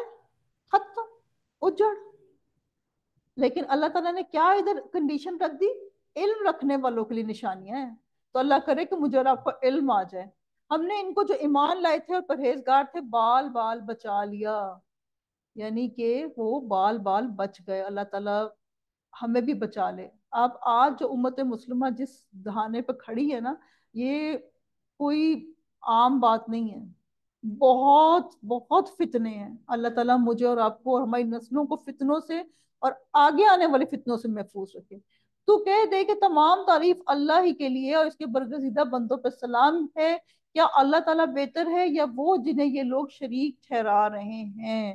جی، یہ ہمارا پارا تھا، پارا نمبر 19، اور اللہ تعالیٰ ہم پہ رحم و کرم فرمائے، اس نے ایک اور پارے کی ہمیں توفیق دے دی۔ اس دعا کے ساتھ ہم اپنا پارا ختم کرتے ہیں کہ اللہ تعالیٰ ہمیں نیکسٹ پارے کی بھی توفیق دے دیں، بلکہ اگلے تمام پاروں کی۔ اور آپ سب کو ایک دفعہ مبارک ایڈوانس میں کہ کل اللہ تعالیٰ کی توفیق اور رحمت سے 20th پارا ہوگا انشاءاللہ۔ دعا کے لیے ہاتھ کھڑے کر لیجئے۔ اعوذ باللہ من الشیطان الرجیم، بسم اللہ الرحمن الرحیم، اللہم صلی علی محمد وعلی آل محمد کما صلیت علی ابراہیم وعلی آل ابراہیم انک حمید مجید، اللہم بارک علی محمد وعلی آل محمد کما بارکت علی ابراہیم وعلی آل ابراہیم انک حمید مجید۔ اللہ تعالیٰ آپ کی رحمت و توفیق سے ایک پارہ کمپلیٹ ہوا۔ اب آپ سے دعا ہے کہ اللہ تعالیٰ یہ سارا قرآن پاک عزت، صحت، رحمت، برکت اور خیر اور عافیت سے کمپلیٹ کریں، اس کے تمام ہیرے موتی ہمارے دلوں میں ڈال دیں۔ اللہ تعالیٰ اور رمضان کے بعد بھی ہمیں خیر و عافیت سے قرآن پاک پڑھنا نصیب فرمانا۔ اللہ ہم کسی قابل نہیں، ہم کسی قابل نہیں، اللہ ہمیں آزمائشوں سے بچا لینا، اللہ ہمیں فتنوں سے بچا لینا، ہماری نسلوں کو ہر طرح کی فتنے سے بچا لینا۔ اللہ تعالیٰ ان کو ہمارا سب سے پہلے اللہ تعالیٰ کا اور دین اسلام کا اور والدین کا نیک بردار بنا دینا۔ اللہ تعالیٰ جو بچے بری رستوں پہ چلے گئے ان کو نیک رستوں پہ چڑھا دینا۔ اللہ تعالیٰ جو بچے ان کو بچوں کو، انسانوں کو اپنے گھروں میں سکون ہے، ان کو سکون عطا فرمانا۔ اللہ تعالیٰ یہ کہیں باہر سکون نہ تلاش کریں، ان کو اپنے دین اسلام میں سکون ملے۔ اللہ تعالیٰ ہماری نسلوں کو اپنی رحمتوں اور برکتوں میں لے لینا۔ اللہ تعالیٰ ہم سے اپنا دین کا کوئی بڑا کام کرا لینا۔ اللہ تعالیٰ ہمیں فارغ وقت دینا کہ ہم آپ کے دین کا کام کر سکیں۔ اللہ ایسا نہ ہو کہ آپ ہمیں اتنا مصروف ہو جائیں کہ ہمیں ٹائم ہی نہ ملے، ہم قیامت والے دن ہماری آنکھ کھلے یا موت کے وقت ہماری آنکھ کھلے، اللہ ایسا وقت نہ ہو۔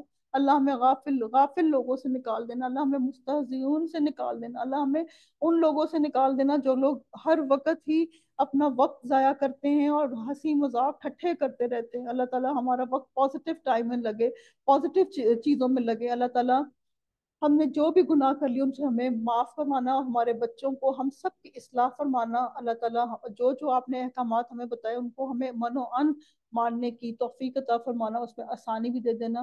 اللہ تعالیٰ ہم آپ سے پھر سے دعائیں مانگتے ہیں کہ جو غلطیاں کوتاہیاں ان کو معاف فرما دیں، جتنی بھی خیر و برکت کی دعائیں رسول پاک صلی اللہ علیہ وسلم نے کی وہ ہمارے لیے بھی قبول و منظور فرمائیں، جتنے بھی شرور سے انہوں نے پناہ مانگی ان سے ہمیں پناہ عطا فرمائیں، ہمارے گھروں کو، ہمارے ملک کو، ہمارے شہروں کو امن سکون عطا فرما، ہمارے بچوں کو حفاظت میں لے لیں، اور ہم سب کو دین اسلام پہ استقامت عطا فرما، اور کلمہ طیبہ والی زندگی، کلمہ طیبہ والی موت عطا فرما۔ جانا تو ہے ہی اللہ تعالیٰ آپ کے پاس، تو شہادت کی موت عطا فرمانا اور ساری اگلی منزلیں آسان فرما دینا۔ اللہ تعالیٰ قبر کے اور حشر کے اور ہر منزل آسان فرمانا۔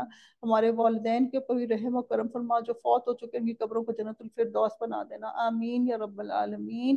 ربنا تقبل منا انك انت السميع العليم وتب علينا انك انت التواب الرحيم، سبحانك اللهم وبحمدك نشهد ان لا اله الا انت نستغفرك ونتوب اليك۔ السلام علیکم ورحمۃ اللہ وبرکاتہ۔